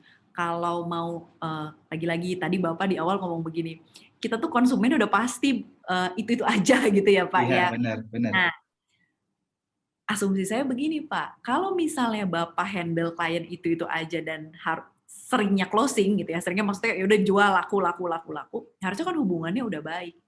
Ya mungkin kalau udah makin akrab, harusnya unsur emosinya bisa ditingkatkan Pak Tulus. Yang tadi saya sempat cerita. Karena kadang kalau kita di awal ketemu, kan nggak enak ya, udah berkeluarga belum Pak? Anaknya berapa? Gitu kan, aduh itu maksudnya kalau saya agak-agak sungkan, apalagi kalau kita ngomong ke klien eksternal. Tapi kalau misalnya itu hubungannya udah berjalan lama, berarti kan kita udah semakin mengenal satu sama lain ya. Kalau tadi asumsi saya seperti itu. Negosiasi itu juga, negosiasi dan komunikasi ya secara umum itu juga sangat ditentukan dengan kenyamanan. Ya. Kalau memang kliennya memang udah jelas itu, ya udah berarti tinggal dipikirin strategi negosiasinya terus, Pak. Nah, karena kadang kalau di awal hubungan gitu ya, jujur memang unsur emosinya itu kita nggak bisa main asal tembak, karena sebetulnya kita nggak tahu kondisi si lawan bicara kita. Jadi saran saya tadi dua Pak, kalau memang Bapak punya keinginan untuk kompetitor, nggak pakai itu sementara aduh kita wajib nih, tolong bagian wajibnya itu jangan di highlight, maksudnya Pak tolong dong Pak tanda tangan ini saya disuruh Pak, ini bukan mau saya sebenarnya nggak mau. Sering banget tuh orang jualan kayak gitu, ini kewajiban dari kantor saya bukan. Saran saya itu justru jangan seperti itu, tapi justru malah Pak ini ada perjanjian sama Allah, Pak Tulus kayak sama siapa aja, misalnya udah sering kan ya, pakai surat segala begini. Nggak Pak, ini tuh kalau pakai surat begini Bapak tuh aman, gini. Kalau nggak salah kemarin kan ngomongin tentang legal ya, pertemuan sebelumnya. Bapak yakinkan dari sisi itu. Begitu Pak Tulus sama tadi. Terima kasih Bu Reni. Mudah-mudahan menjawab ya Pak. Terima kasih Bu Reni, terima kasih. Oke. Ada lagi Bapak dan Ibu mungkin yang ingin berdiskusi sampai dengan di sini? Belum, saya izin lanjut materi yang saya sampaikan. Tadi dari elemen negosiasi itu ada kepentingan. Nah, yakin deh kalau misalnya negosiasi itu salah satu pasti punya kepentingan ya. Saya bilang salah satu karena belum tentu dua-duanya juga. Ya tadi kalau misalnya ada anak minta motor ke orang tuanya, ya kan yang mau punya motor anak ya kan, bukan bapaknya kan. Berarti itu salah satu pihak. Tapi biasanya unsur kepentingan ini Bapak Ibu bisa juga dibangun supaya itu muncul dari pihak yang akan kita negosiasi. Contohnya, sebenarnya tadi yang saya bisa ambil dari contohnya Pak Tulus mungkin. Pak Tulus punya kepentingan untuk dokumen ini ditandatangani oleh klien. Nah, klien merasa, ya ngapain orang gua aja udah tahu lah nih, saya udah biasa pakai kompetitor ini, saya belanja banyak, misal katakanlah gitu ya bahasanya, nggak pernah pakai begini-beginian, ngapain sih? Gitu. Nah, kita harus membangkitkan unsur kepentingan dari lawan bicara kita di proses negosiasi. Lagi-lagi tadi, contoh ya Pak Tulus aja saya pakai tadi. Dokumen itu, Pak Tulus punya kepentingan karena disuruh kantor. Tapi gimana caranya dokumen itu juga menjadi penting untuk konsumennya Pak Tulus tadi, customer-nya Pak Tulus tadi. Jadi mungkin justru saya malah berharapnya Pak Tulus ini bisa mengkomunikasikan ke kliennya gitu ya, tentang pentingnya legal dokumen, sehingga malah nanti kebalik loh Pak Tulus, bisa jadi kompetitornya malah pakai surat dong, sekarang gua kalau sama ini pakai tuh biar gini. Justru malah itu yang akhirnya dibangkitkan. Klien itu diedukasi, tapi juga dibangkitkan kepentingannya terhadap dokumen tersebut. Kalau tadi versi yang anak minta motor, gimana caranya orang tua ini juga dibangun kepentingan itu maksudnya begini Bapak Ibu. Oh oke deh, dia apa ya? Oke, anak gue kasih motor, anak saya kasih motor, supaya dia kuliahnya semangat, rajin, berprestasi, bla bla bla bla. Misalnya, dibangkitkan kepentingan itu. Supaya tidak terlambat, supaya apa. Nah, di proses negosiasi itu sebetulnya memang kita terkadang satu pihak nih yang awalnya punya kepentingan. Tapi sebetulnya proses negosiasi itu juga bisa membangun kepentingannya itu jadi sama. Makanya kan ada istilah win-win ya, Bapak Ibu ya. Begitu kurang lebih. Kita lanjutkan. Nah, terkait dengan tadi unsur negosiasi, ada unsur selanjutnya yaitu pilihan. Bagaimana masing-masing pihak merencanakan untuk memenuhi kepentingan mereka. Pilihan terbaik apa yang dapat mencapai kepentingan kunci dari masing-masing pihak. Jadi gini, ini nih kadang suka menjadi perdebatan juga Bapak Ibu. Kadang di proses negosiasi itu kita sebagai negosiator nih tidak diberikan kemewahan untuk memberikan pilihan. Bener nggak Bapak Ibu? Sama kayak tadi surat tadi lah. Nggak ada pilihan, pokoknya wajib aja. Gitu. Tapi pilihan ini bisa kita buat. Buatnya gimana? Ya kalau misalnya nanti Bapak gini, ini bahasanya memang harus agak hati-hati ya. Gimana caranya supaya jangan sampai dia milih pilihan yang tadi deh, ya udah nggak apa-apa, gue nggak jadi beli, nggak usah pakai surat ya gitu. Jangan sampai dia pilih yang itu. Kita pikirin strateginya gimana. Jujur saya belum kepikiran nih Pak Tulus. Maksudnya saya biasanya kalau masuk ke satu industri gitu ya, teman-teman Bapak dan Ibu, kita cari sisi yang bisa kita jadikan pilihan. Apa kerugiannya ketika kita tidak dengan legal dokumen? Gimana caranya supaya tidak menggunakan legal dokumen itu bukan pilihan. Jadi dia memang harus pakai legal dokumen. Makanya tadi yang saya kedepankan adalah pilihannya itu yang menguntungkan juga ke klien kita, ke konsumen kita. Gitu. Nah, kalaupun di proses negosiasi nih tadi pilihannya A dan B. Jadi gini, memang secara psikologis orang itu senang dengan opsi Bapak Ibu. Ada pilihan gitu. Orang itu senang. Jadi kalau ditawarkan, sering banget nggak sih kalau di bahasa sederhana gitu ya, di toko atau di pasar, ini ada lagi nggak yang lain? Ini ada lagi nggak? Nah, itu manusiawinya orang tuh sering begitu. Nah, tapi ketika proses negosiasi, Bapak Ibu ngasih pilihan A dan B. Tapi Bapak Ibu sebenarnya pengennya si lawan bicara kita itu memilih yang A misalnya. Nah, kalau dia tiba-tiba milih B, ada poin bagaimana pilihan tersebut diperbaiki. Gimana caranya supaya dia tetap akan ke A, Bapak dan Ibu. Itu berarti adanya di mana? Di strategi. Itu susah. Itu memang susah karena balik lagi, kalau dulu ngapain sih kuliah komunikasi, ya dari bayi juga kita udah belajar komunikasi ya. Itu ternyata tantangannya setelah kita sekarang misalnya salah satunya bekerja dan bermasyarakat lah ya, nggak hanya di kantor gitu. Strategi ini ternyata perlu untuk dipelajari dan dilatih kalau saya bilang begitu. udah dipelajari, prakteknya kurang. Biasanya suka masih ada miss-miss nih, Bapak Ibu.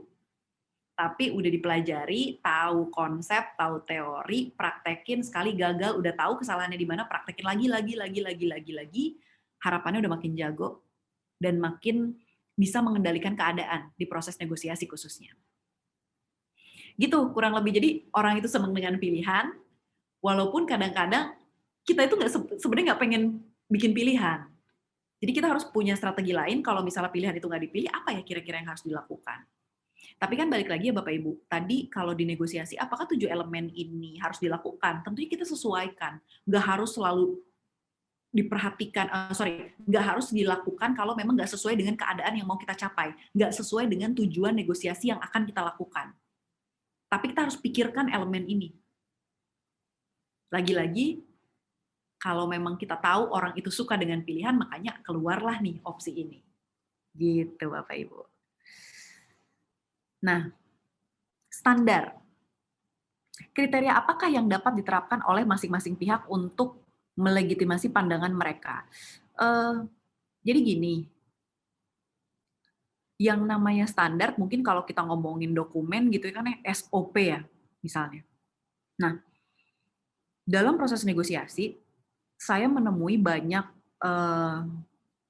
keadaan di mana pesan yang disampaikan di proses negosiasi itu nggak standar.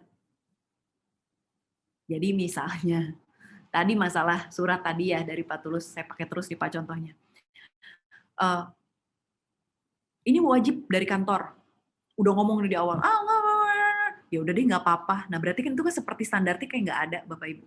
Nah itu ketika proses negosiasi, lawan bicara kita sekali aja tahu, kita itu sering nggak sesuai dengan standar, atau kita tuh sebenarnya nggak punya kriteria.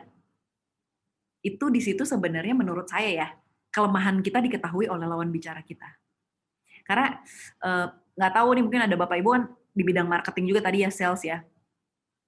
Kadang-kadang, ayo beli sekarang udah habis, padahal nggak mau habis nih sebenarnya Bapak Ibu. Nah, terus lawan bicara kita tahu apaan orang barang banyak gini. Nah itu sebetulnya standar-standar yang harus dihindari proses negosiasi. Jadi pastikan kita tahu betul kriteria dalam konten pesan kita. Dan kita juga tahu betul apa yang mau kita capai dari standar yang sudah ada ini. Di dalam negosiasi sangat penting ya Bapak Ibu standar, karena kalau nggak ada, gini, banyak orang berpikir negosiasi itu ibarat kata tarik ulur kayak main layangan. Tapi sebetulnya tarik ulurnya itu, apalagi terkait dengan bidang pekerjaan Bapak Ibu, menurut saya tidak bisa seelastis itu. Pasti kita melakukan negosiasi memang punya tujuan dan kita punya kriteria, punya standar. Hati-hati Bapak Ibu, kalau misalnya kita sampai diketahui yang kita lakukan itu di luar standar, maka lawan bicara kita jadi mulai tahu nih, ibarat kata Bapak Ibu, boroknya kita tuh gimana. Padahal mungkin cuma kayak sederhana yang ada yang kan emang tinggal dikit, katanya tinggal 1, orang masih ada 5 kok. Nah itu kan apa ya, menurut saya di proses negosiasinya juga udah mulai, saya takutnya nanti emosinya jadi negatif. Makanya perhatikan tadi standar kriteria ini macam-macam ya, kriteria itu bisa dari kontennya, bisa dari perusahaan, tadi kalau misalnya terkait dengan yang Pak Tulus sampaikan terkait dengan SOP perusahaan atau apa, jangan sampai pakem-pakem yang memang wajib, yang standar, yang terstandarisasi itu ditabrak gitu di proses negosiasi. Saya lanjutkan Bapak Ibu. Nah, ini sebenarnya pilihan ini tadi serupa ya dengan alternatif ini serupa dengan pilihan. Serupanya itu maksudnya begini, kalau pilihan kan pilih A atau B gitu. Alternatif itu kalau orangnya nggak A, maka alternatifnya apa ya? Gitu. Alternatifnya apa? Orang bisa sebut dengan best alternatif atau worst alternatif. Jadi kadang-kadang mungkin Bapak Ibu sering dengar kalau orang lagi ngomong, ya udah, saya baru bisa beli kayaknya produk ini 1 bulan lagi deh. Bulan ini saya belum bisa beli, selain saya masih ada stok, saya juga belum perlu mengeluarkan biaya sebesar itu gitu. Nah, kalian, Bapak dan Ibu, misalnya kasih, mana nih yang cocok? Kasih best alternatif, misalnya, saya kasih contoh juga, oh gitu ya Bu, oh oke, ya sebenarnya gini sih Bu, dengan Ibu beli sekarang ini, keuntungannya ini, itu best alternatif. Worst alternatif, itu kaitannya kalau, tapi bulan depan barangnya belum tentu ada ya Bu. Jadi itu bisa kita kasih alternatif-alternatif tuh. Yang hal ini harusnya terkait bidang Bapak Ibu masing-masing, Bapak Ibu tahu mana yang paling oke, mana yang paling keren, mana yang paling bisa meyakinkan orang. Jadi bisa pilih yang best-nya, bisa yang worst-nya. Kurang lebih apa ya yang bisa kita tawarkan, alternatif apa. Gitu. Dan ini juga sama, jadi tadi balik lagi ke strategi pelurunya. Kalau nggak ini apa ya, kalau ini, terus, itu kita harus siap-siap terus. Jadi proses negosiasi itu kan macam-macam ya Bapak Ibu, ada yang panjang banget. Kayaknya yang pendek itu agak jarang ya Bapak Ibu. Kecuali ya memang tadi udah jualan tiap bulan beli, ya udah itu mungkin negosiasinya lebih gampang. Oke Pak, dikirim kapan? Ya oke udah. Apalagi kalau misalnya ada kebaruan, produk baru atau proses pengiriman baru atau apa, saya nggak tahu, mungkin terkait dengan bidang Bapak dan Ibu, itu kita pasti butuh banget yang namanya alternatif atau dikasih pilihan atau apapun yang bisa membantu kita mencapai apa yang kita inginkan di proses negosiasi tersebut. Ya, komitmen di negosiasi itu saya melihatnya tidak hanya, jadi gini, komitmen itu bukan berarti tadi ya, misalnya kita jualan produk, yang komit itu kita produk harus bagus, apa. Nah, kalau ketika kita ketemu kata sepakat, itu harusnya komitmen itu antara kedua belah pihak. Saya paham Bapak dan Ibu, mungkin ada pihak-pihak yang kayak bilangnya mau beli sekarang, bilangnya mau transaksi, bilangnya mau ini, tapi ternyata mundur, berubah, atau apa, itu memang ada. Tapi balik lagi, kita semua pasti ingin menjaga kepercayaan dengan cara tadi, memiliki komitmen di proses negosiasi yang sudah kita sepakati. Jadi, sebisa mungkin, apalagi kalau dari kita ya Bapak Ibu, yang bernegosiasi tadi contohnya misalnya ke klien, ke konsumen gitu, kita jaga betul komitmen itu. Karena walaupun saat itu negosiasi kita berhasil, kita ikat dengan komitmen, baik itu yang dengan dokumen atau tanpa dokumen, ketika kita mungkin nggak batal sih, tapi telat, jumlahnya nggak sesuai, prosesnya tidak seperti yang dijanjikan, itu biasanya untuk proses negosiasi selanjutnya itu agak lebih sulit. Bisa atau enggak? Jawaban saya selalu bisa. Itulah gunanya strategi Bapak Ibu. Karena kadang-kadang misalnya kalau kita di perusahaan, yang bikin kita nggak tepat janji bisa jadi, saya nggak tahu, produsennya mungkin. Kan misalnya Bapak Ibu garda depan nih, ketemu klien. Tapi yang bikin ini telat, yang bikin ini misalnya nggak sesuai dengan perjanjian bukan Bapak Ibu. Tapi balik lagi ya, untuk bilang ini nggak sesuai dan nggak tepat, itu adalah proses negosiasi juga Bapak Ibu. Nah, kalau memang komitmen ini bisa dijaga, harusnya proses negosiasi selanjutnya bisa lebih cepat. Dan hubungannya juga selalu terjaga baik. Nah, itu Bapak Ibu tentang 7 elemen. Ada pertanyaan dulu mungkin? Ini kita udah di akhir sih Bapak Ibu terkait dengan budaya. Boleh kalau ada yang mau ditanyakan. Kalau nggak ada, saya lanjutin dulu Bapak Ibu. Terakhir saya cuma mau bahas sedikit tentang budaya. Berbicara tentang tadi persepsi kognisi gitu ya, karakter lawan bicara gitu, kita tidak bisa terlepas dari selimut budaya ya. Jadi kayak kita itu dibesarkan dengan budaya, dengan ada adat misalnya, itu yang membangun seseorang. Nah, budaya ini tidak hanya berlaku di kita ya, di Indonesia ya, tapi juga di luar. Mungkin ada beberapa Bapak dan Ibu misalnya punya klien atau apa, misalnya orang dari Korea atau dari mana, itu kan mereka juga pasti punya latar budaya yang berbeda dengan kita. Bapak Ibu, dalam negosiasi sangat penting untuk mengenal budaya. Jadi, malah kalau saya, kalau memang kita beda budaya gitu ya Bapak Ibu, mungkin unsur emosinya bisa terkait dengan budaya gitu, kita membicarakan tentang budaya yang berbeda atau apa, kita bertanya sesuatu, itu juga boleh. Tapi bukan untuk mengecilkan budaya tertentu ya, kita pasti cari tahu dulu. Nah, karena budaya ini penting sekali Bapak Ibu untuk mempelajari budaya lawan bicara kita. Nah, sebenarnya tadi kalau di Indonesia, karakter orang Indonesia itu juga kadang-kadang terbaca dari budayanya, benar nggak sih Bapak dan Ibu? Walaupun kita nggak boleh stereotip ya Bapak Ibu, tetap pada saat proses negosiasi, kita cuma punya bekal aja nih, oh ya kita kenal budayanya mereka tuh seperti ini. Kita tidak, sebisa mungkin kita tidak melewati batasan itu. Karena tadi, kalau kita mengecewakan mereka, balik lagi emosinya akan negatif. Hal-hal sederhana seperti ini, saran saya sih jangan diabaikan Bapak Ibu. Misalnya, ya orang Indonesia tahulah kita orang Indonesia seperti apa. Gitu. Ya kita nggak tahu, misalnya tadi kalau misalnya Pak Tulus sempat share tentang konsumen kita tetap Bu, perusahaannya itu. Tapi mungkin aja loh Bapak Ibu misalnya sebulan ke depan, orang yang kita, saya nggak tahu ya Bapak ketemunya langsung dengan owner atau siapa, misalnya anggaplah dengan tim lah di company sebelah gitu, misalnya kayak bisnisnya mungkin kan lebih ke B2B ya Pak Tulus ya misalnya. Nah, kalau memang seperti itu bisa jadi kan orang yang kita ajak nego itu berubah, maksudnya bukan orang itu, perusahaannya sama, barang yang dijual sama, gitu. Tapi bisa jadi orangnya berubah.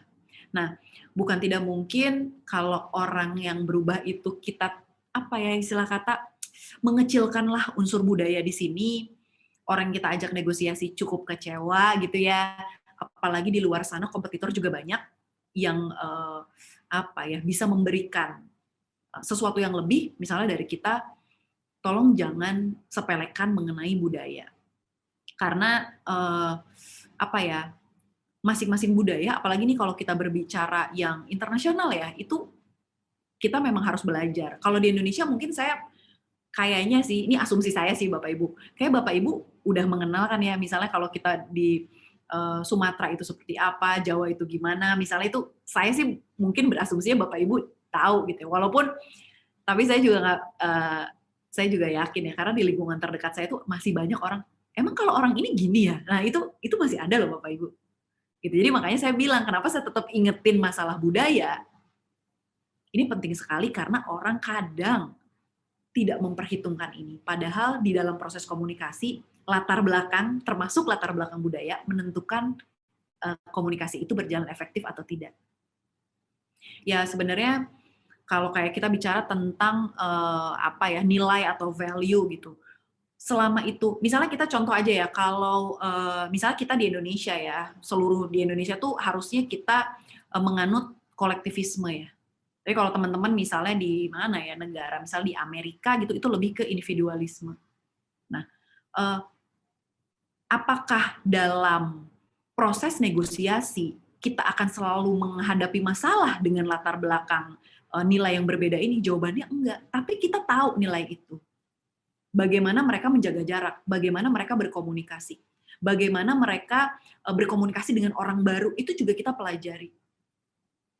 Kalau di kami di komunikasi ada komunikasi antar budaya, mungkin Bu Tuti di manajemen ada lintas budaya juga ya gitu. Nah itu ternyata waktu saya kuliah juga saya merasa kayak iya udah tahu lah paling gitu. Oh iya, kalau di negara-negara besar mungkin kita bisa sebutkan negara A begini, negara B gitu. Tapi ternyata saya kalau hari ini diminta untuk ketemu orang asing gitu ya, pasti oh ya kalau di negara ini kayak ini, saya tetap pengen ngebayangin sendiri gitu, dan kalau memang saya nggak yakin saya suka browsing lagi, oh mereka tuh sukanya apa ya, mereka kalau diskusi akan senang ketika cerita apa ya, di luar tadi ya, kita kan sebenarnya kalau ngomongin latar belakang lawan bicara kita tuh banyak banget, tadi cakep tuh Bapak Ibu udah ngomong, wah penting banget nih dalam negosiasi tuh mempertimbangkan latar belakang. Iya benar, usia kayak gitu kan, ada millennials, ada Gen Z, ada baby boomers gitu ya. Itu penting. Tapi unsur budaya ini ternyata Bapak Ibu kalau disentuh juga itu orang banyak yang seneng dan harusnya bisa membantu proses negosiasi kita sesuai dengan harapan Bapak dan Ibu. Kurang lebih seperti itu Bapak Ibu. Mungkin Mbak Ida itu aja dari saya, boleh kalau ada yang mau didiskusikan. Silakan Bapak Ibu, ingat ya, tadi saya pengen belajar juga dari Bapak Ibu terkait dengan proses negosiasi yang dilakukan di industri Bapak dan Ibu. Jadi monggo, tidak hanya pertanyaan, kalau memang ada yang mau di-sharing di sesi ini, silakan Bapak Ibu. Baik, Mbak Reni, terima kasih untuk materi hari ini. Bapak Ibu ada yang masih ingin ditanyakan? Nah, Pak Riki. Pak Riki ya, Silakan Pak Riki. Ya, terima kasih. Bu Reni, saya ingin bertanya dari slide yang tadi saya lihat itu ada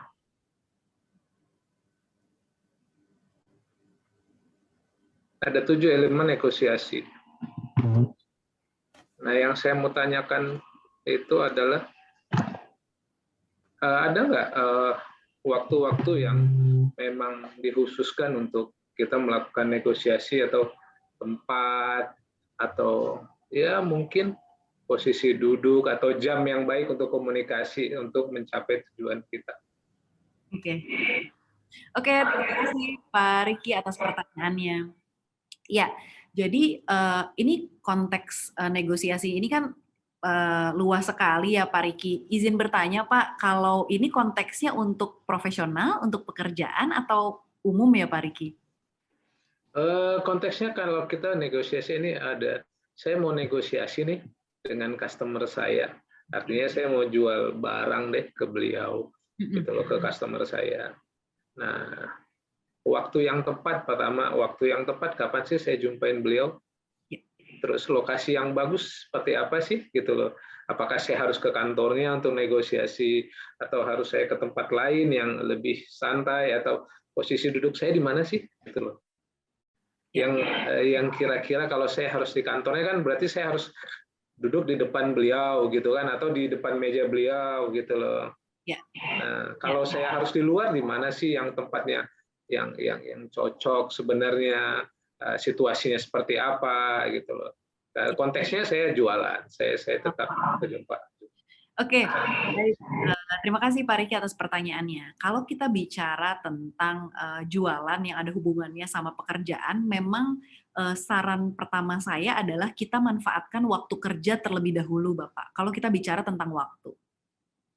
Tapi balik lagi, saya mungkin bisa share sedikit juga misalnya terkait dengan industri saya, misalnya kalau kita ngomongin industri media gitu ya Pak ya, teman-teman yang ada di bisnis media, misalnya kalau misalnya saya mau atur meeting atau apa, bisa jadi waktu produksi mereka itu produksi, misalnya kalau kita ngomongin gampang TV kali ya Pak ya, misalnya kalau itu saya kasih contoh sedikit, itu mereka waktu kerjanya juga ada yang shifting kan, ada yang untuk produksi pagi, ada yang produksi malam. Nah, kita sesuaikan yang namanya waktu kerja. Tadi saya di awal mention waktu kerja, tapi balik lagi waktu kerjanya lawan bicara kita ini adanya di mana, gitu. Nah, untuk atau dalam upaya untuk membangun kenyamanan antara Bapak dengan pihak yang akan dinegosiasi, memang penting untuk berdiskusi Pak, berdiskusi kapan momen yang tepat untuk bertemu. Gitu. Nah itu memang harus ada proses kesepakatan di awal nih, belum sampai ke tahap negosiasi pun misalnya dari waktu dan tempat itu baiknya disepakati kedua belah pihak. Jadi makanya tadi saya mau tekankan yang dimaksud waktu kerja itu bukan berarti harus jam 9 sampai dengan jam 5 atau jam 6 Bapak. Memang disesuaikan dengan waktu bekerja lawan bicara kita. Karena misalnya ada nih waktu itu teman saya kerja di TV, mau ketemu ya udah after office deh gitu kan ya. Kita kan biasa after office hour misalnya. Tapi after office hour-nya dia itu hari itu jam 11 malam gitu. Nah, berarti kan itu kita harus menyesuaikan, Bapak. Nah, jadi balik lagi, Pak, Bapak bisa atur negosiasi mengenai waktu dan tempat yang dikehendaki oleh lawan bicara kita. Tapi opsi dari negosiator itu pastikan yang memang tidak mengganggu, maksudnya tadi ya saya minta waktu kerja, tempat yang lokasi yang juga nyaman untuk bekerja tentunya. Jadi tidak ada kesan yang kok diajak ketemunya udah malam-malam, tempatnya di sini lagi misalnya gitu. Jadi memang baiknya Pak proses negosiasi itu diawali dengan menentukan waktu dan tempat yang disesuaikan dengan kedua belah pihak tadi, sesuai dengan keinginan dari kedua belah pihak tadi. Itu mengenai waktu dan tempat. Yang kedua mengenai posisi Pak. ini sebetulnya tidak hanya negosiasi saja, tapi ini sangat cocok juga pasti dilakukan di negosiasi. Kalau untuk komunikasi, saya itu selalu menyarankan, kalau saya nggak salah juga Pak Anton udah sempat sharing, ada eye contact ya dalam komunikasi. Ya, di negosiasi juga ada. Nah, ketika kita membutuhkan eye contact dalam proses negosiasi, maka posisi duduk yang tepat adalah posisi duduk yang bisa menjangkau eye contact, Bapak. Nah, jadi kalau misalnya tadi Pak Riki bilang, posisinya saya duduk di depan meja dia, oke, berarti karena kita berhadapan, berarti kan eye contact-nya masih bisa kelihatan. Atau misalnya nih Bapak diundang, oke boleh datang ke kantor. Kadang kebetulan Bapak diminta untuk duduk kayak semacam di ruang tamu ya Pak ya. Di ruang tamu kebetulan kursinya tuh letter L gitu Pak. Berarti kan Bapak nggak bisa di depan dia sebenarnya. Nggak ada kursi di depan dia. Dimungkinkan nggak? Kalau saya jawabnya dimungkinkan selama bisa eye contact Pak. Kalau misalnya Bapak posisinya di belakang dia, nah itu berarti nggak efektif Pak. Karena nggak akan bisa ada eye contact. Makanya yang mau saya highlight sebetulnya posisi yang memang bisa melihat dengan jelas terutama eye contact-nya. Karena komunikasi itu yang mendukung komunikasi efektif itu salah satunya eye contact. Jadi kalau misalnya posisinya harus sejajar gitu ya, atau misalnya satu garis lurus atau apa, itu nggak ada. Tapi yang utamanya adalah yang bisa eye contact, jadi bisa kelihatan antara satu sama lain. Itu Pak Riki mudah-mudahan menjawab mengenai waktu, tempat, dan tadi posisi ya atau lokasi ya. Ya, makasih Bu Reni. Kembali Pak. Ada lagi Bapak Ibu yang lain? Oke, Bapak dan Ibu, silakan jika ada yang lain bertanya. Boleh tanya lagi Bu Reni? Silakan Pak. Bu Reni, kita kan mau ketemu dengan calon konsumen. Kita sudah frame gitu, semuanya kita sudah atur gitu. Kita ketemu langsung dengan owner. Nah, pada saat ketemu dengan owner, kita kan di resepsionis itu kan sudah tahu ini dari PT mana, walaupun kita belum berkenalan. Ya. Nah, kita rencana mau basa-basi segala macam, tiba-tiba kita masuk, dia bilang, oh PT Toba Genah ya, jual aspal ya. Dia langsung tembak, aduh aspal Bapak itu harganya begini gitu. Terus ribet banget segala macam. Jadi mau perkenalan itu kita sudah apa ya? Sudah anyem gitu loh, Bu. Udah linglung gitu. Nah, ada penolakan ya Pak ya? Ada penolakan, tapi dia bilang produk kita itu dengan kata-kata yang ya mahal, kurang bagus, apa segala macam. Apakah kita pada saat itu kita harus defend, Bu? Defend langsung? Apakah kita etis membicarakan tentang kompetitor lain, jeleki kompetitor lain, atau bagaimana nih, Bu? Kira-kira nih, Bu? Defend bagaimana nih, Bu? Kira-kira nih, Bu? Oke. Bu Reni. Ya, makasih Pak Tulus atas pertanyaannya. Ya, jadi tadi ya Bapak Ibu, yang namanya proses negosiasi itu nggak semuanya berjalan mudah gitu. Nah, bisa jadi kita juga dihadapkan dengan tantangan di awal kita sudah banyak menerima penolakan. Tapi balik lagi Pak Tulus, ketika kita melakukan proses negosiasi berarti kan ada tujuan yang Bapak ingin capai ya? Iya benar. Nah, berarti kan ibarat kata ya udah nggak apa-apa deh, lu mau bilang produk gue mahal kayak, mau ribet kayak, mau apa, yang penting saya punya tujuan. Oke, berarti sekarang kita fokus framingnya ke tujuan tadi ya. Gimana caranya kita ada substansi yang bisa kita sampaikan ke tadi calon customer. Yeah. Mungkin saran dari saya, Pak, Bapak tetap minta waktu untuk bisa berdiskusi dengan owner ini. Walaupun memang saya yakin banget itu tadi yang Bapak bilang dari awal udah gimana ya, keadaannya pasti udah nggak enak. Tapi kalau saya tetap minta waktu untuk bisa berdiskusi. Saya pengen, oh iya betul sekali Pak, kita gini. Oh gitu ya Pak. Minta waktu untuk diskusi, minta waktu untuk presentasi. Atau mungkin nggak usah presentasi kali ya, karena kan dari awal aja dia udah nggak mau, udah sebel. Maksudnya kalau presentasi misalnya buka slide kayak, udah dia paling main handphone, ngedengerin Bapak ngomong gitu. Minta waktu untuk diskusi aja sih Pak. Saran saya satu.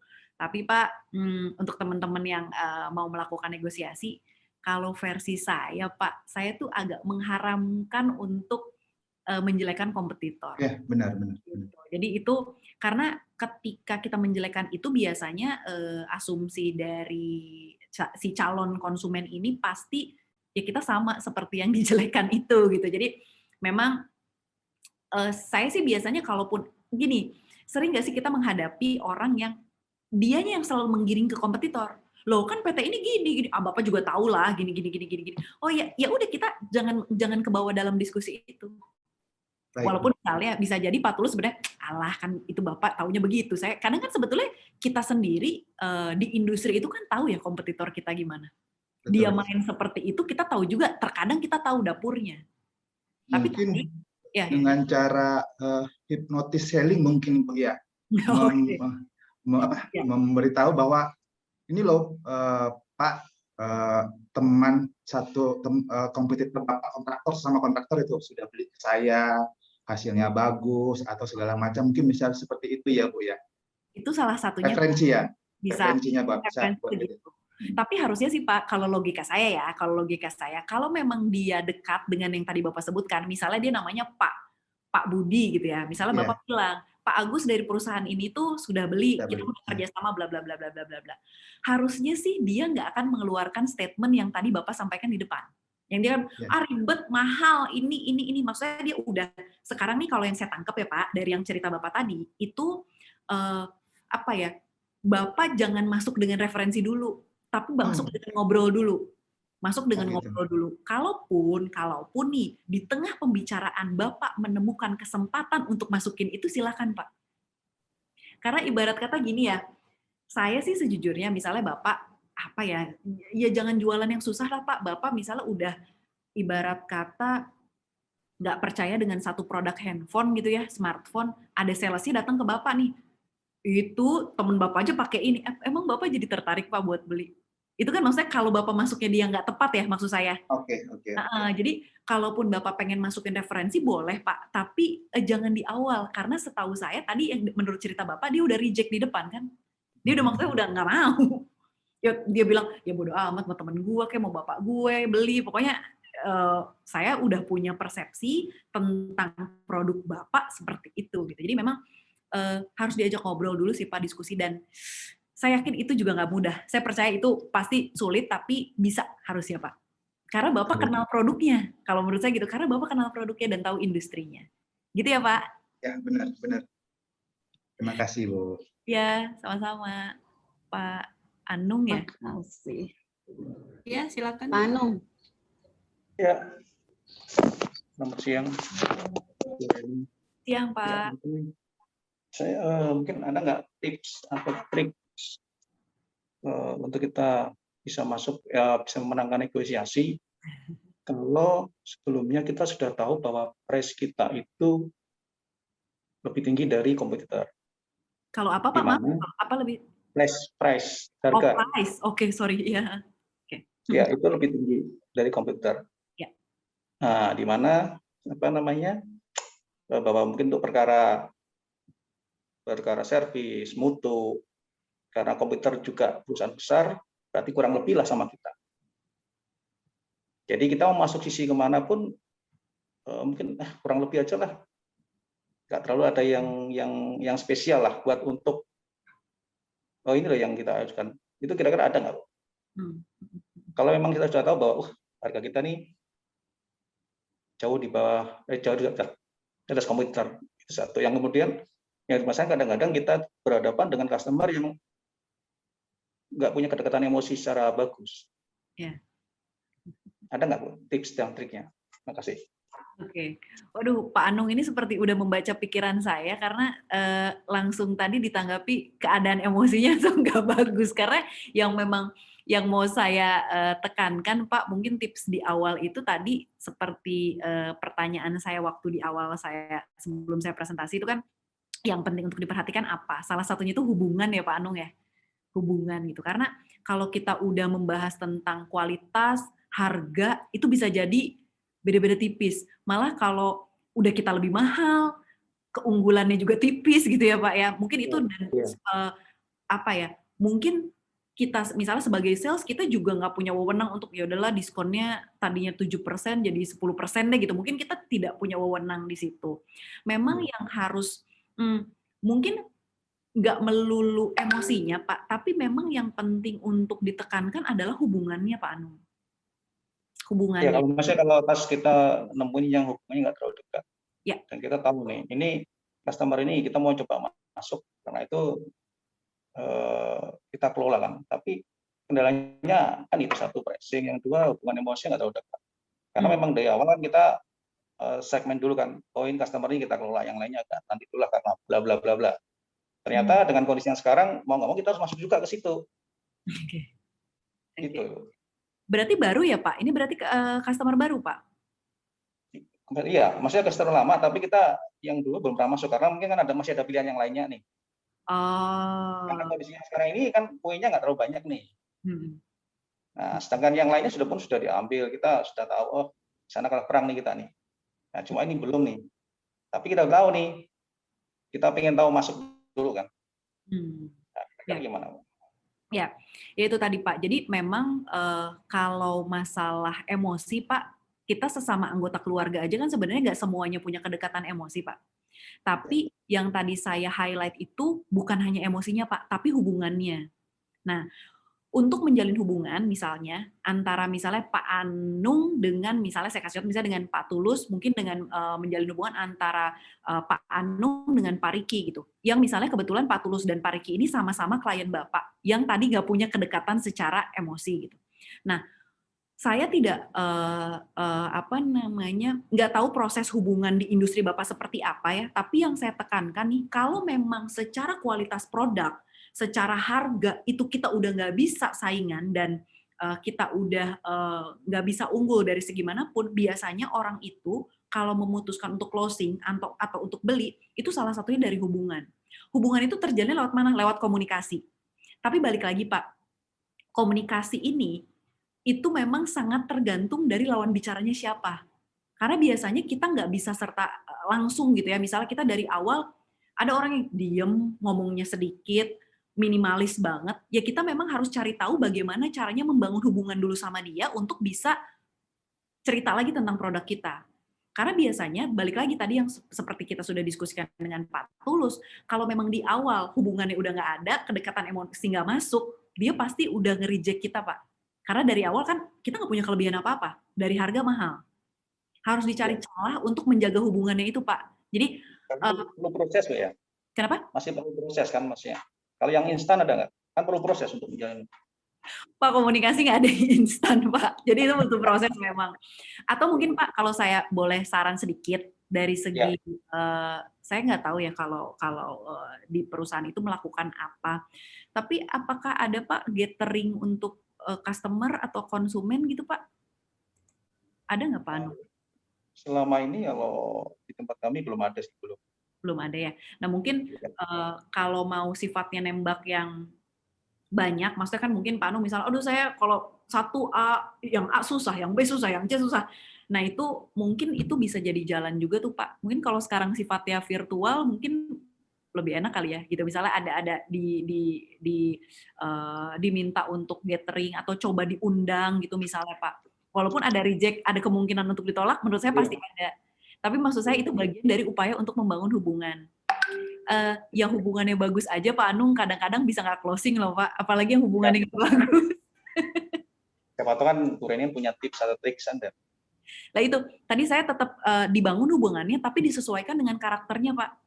Karena kalau saya sih sebenarnya balik lagi, kalaupun ada orang yang nggak punya kedekatan emosi, karakternya gimana ya Pak? Kalau bisa saya boleh tahu gitu. Karena saya biasanya ya dicari aja apa celahnya untuk saya bisa berkomunikasi dengan dia gitu.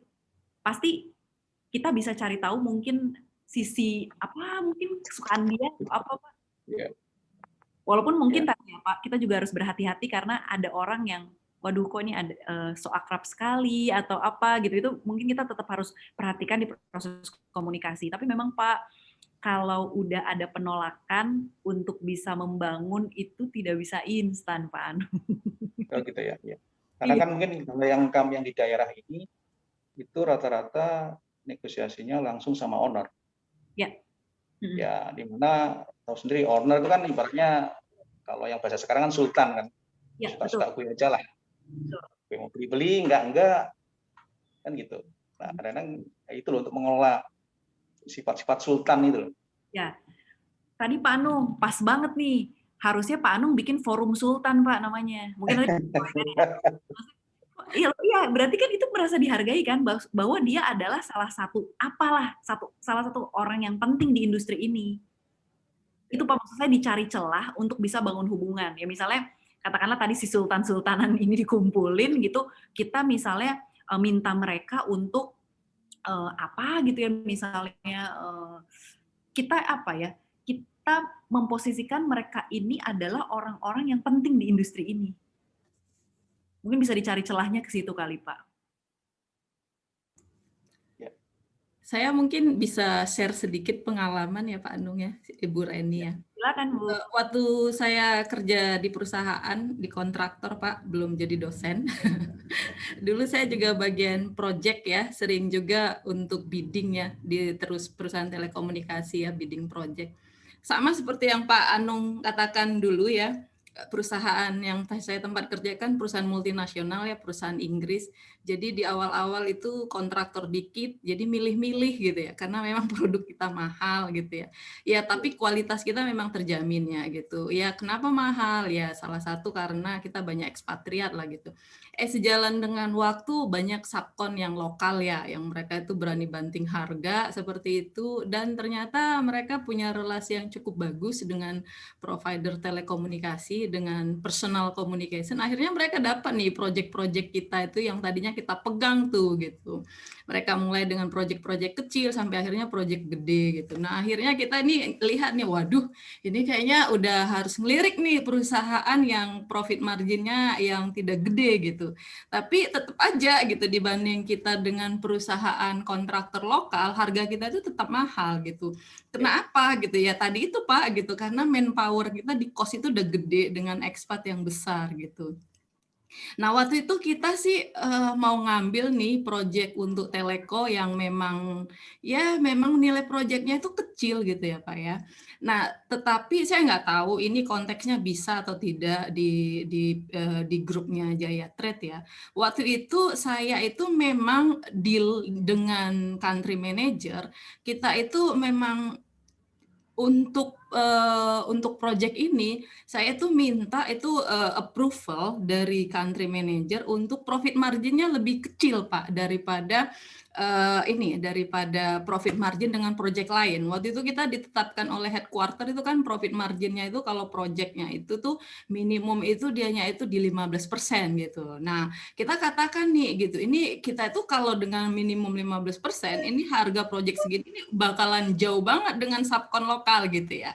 Jadi itu beneran kita itu turunin banget gitu. Jadi sebisa mungkin untuk pertama kali kita deal dengan ini sampai nanti dia tahu nih ternyata kita punya berbeda dengan subkon lokal, itu tuh kita bikin sekecil mungkin itu gapnya antara subkon lokal gitu. Jadi misalnya satu tower telekomunikasi new tower waktu itu kita jual dengan harga dianya itu sekitar 95 juta, subkon lokal jual 85 juta, setidaknya 15%. Padahal kita itu di perusahaan nih kalau dapat project ini nih, kalau project manajernya nggak benar-benar mengelola, ini project rugi nih gitu. Kalau project manajernya di lapangan nih banyak biaya overtime, terus delay time-nya lama, ini nih sudah beneran project rugi nih gitu.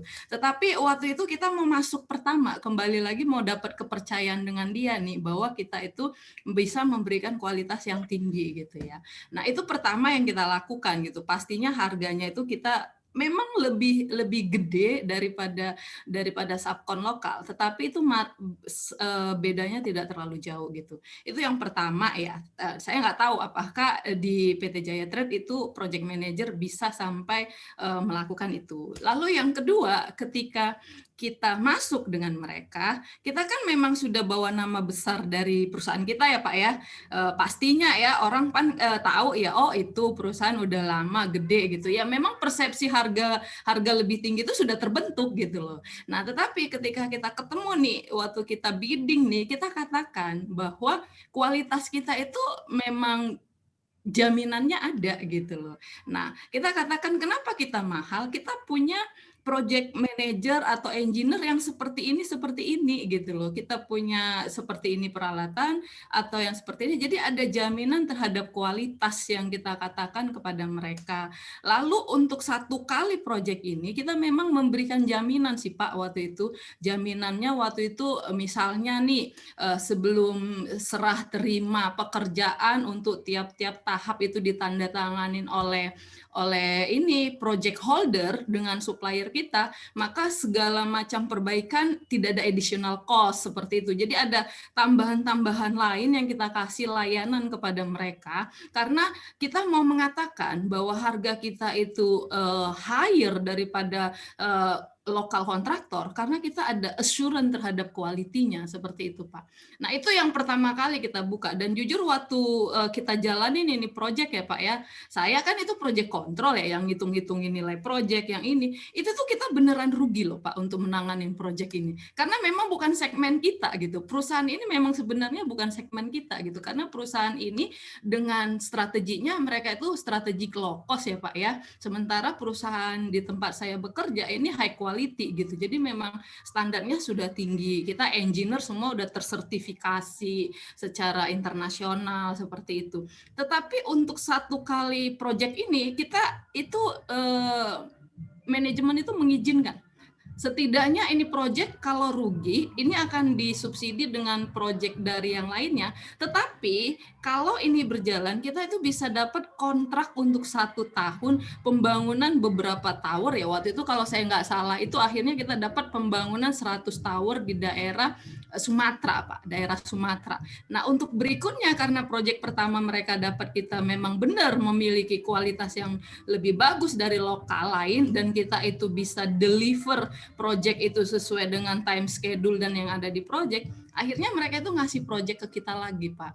Itu yang kita lakukan untuk waktu itu ya, waktu ketika saya sebagai project control untuk dapatkan project ketika kita beralih nih ya dari sini padahal bukan segmen kita. Itu Pak sharing dari saya.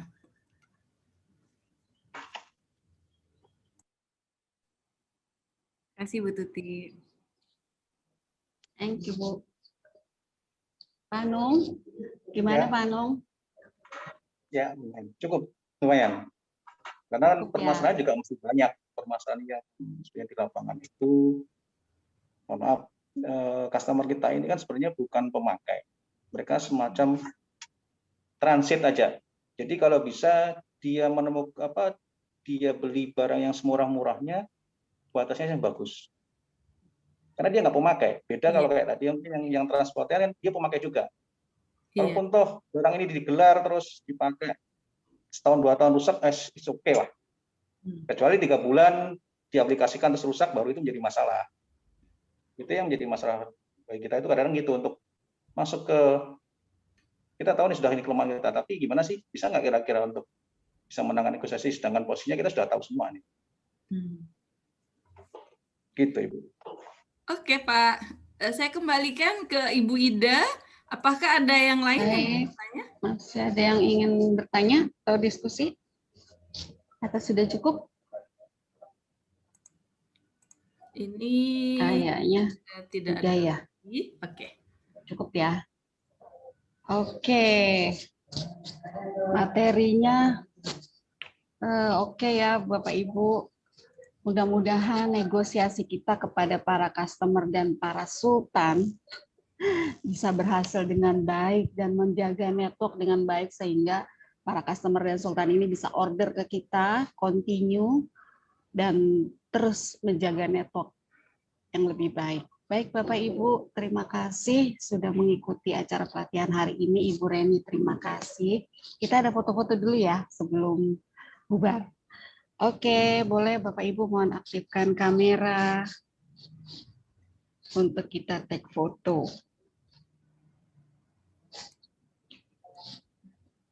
Pak Benyamin, Pak Jonggi, Pak Teddy, Mbak Rahma, Pak Kris. Oke, ini sudah aktif di batch 1. Kita mulai ya. Senyumnya mana, Cel? Oke, saya hitung ya. 1, 2, 3. Oke, batch 1. Kita lanjut ke batch 2. Sebentar. Oke, saya hitung kembali. 1, 2, 3. Sip. Oke. Ya, sudah semua Bapak Ibu. Terima kasih banyak Ada yang ingin disampaikan lagi? Atau sudah cukup ya? Mbak Reni, udah cukup? Ibu Astuti, Bapak Ibu, terima Dari kasih. saya sudah cukup, siapa tahu dari Jaya Trade Bapak Ibu, dari Mbak Amanda mungkin cukup ya? Cukup, Mbak. Cukup, Bu. Oke. Oke. Kita ketemu lagi hari Jumat. Sampai berarti ketemu ya. tanggal 28 Mei. Oke. Sip. Terima kasih, salam semua. sehat. Terima kasih Terima kasih, Bu semuanya. Ida. Selamat Bu siang. Ibu Reni, Selamat terima makan kasih siang. banyak. Terima kasih, Bu. Selamat Terima siang. kasih semua Selamat Ibu. siang, teman-teman. Terima kasih.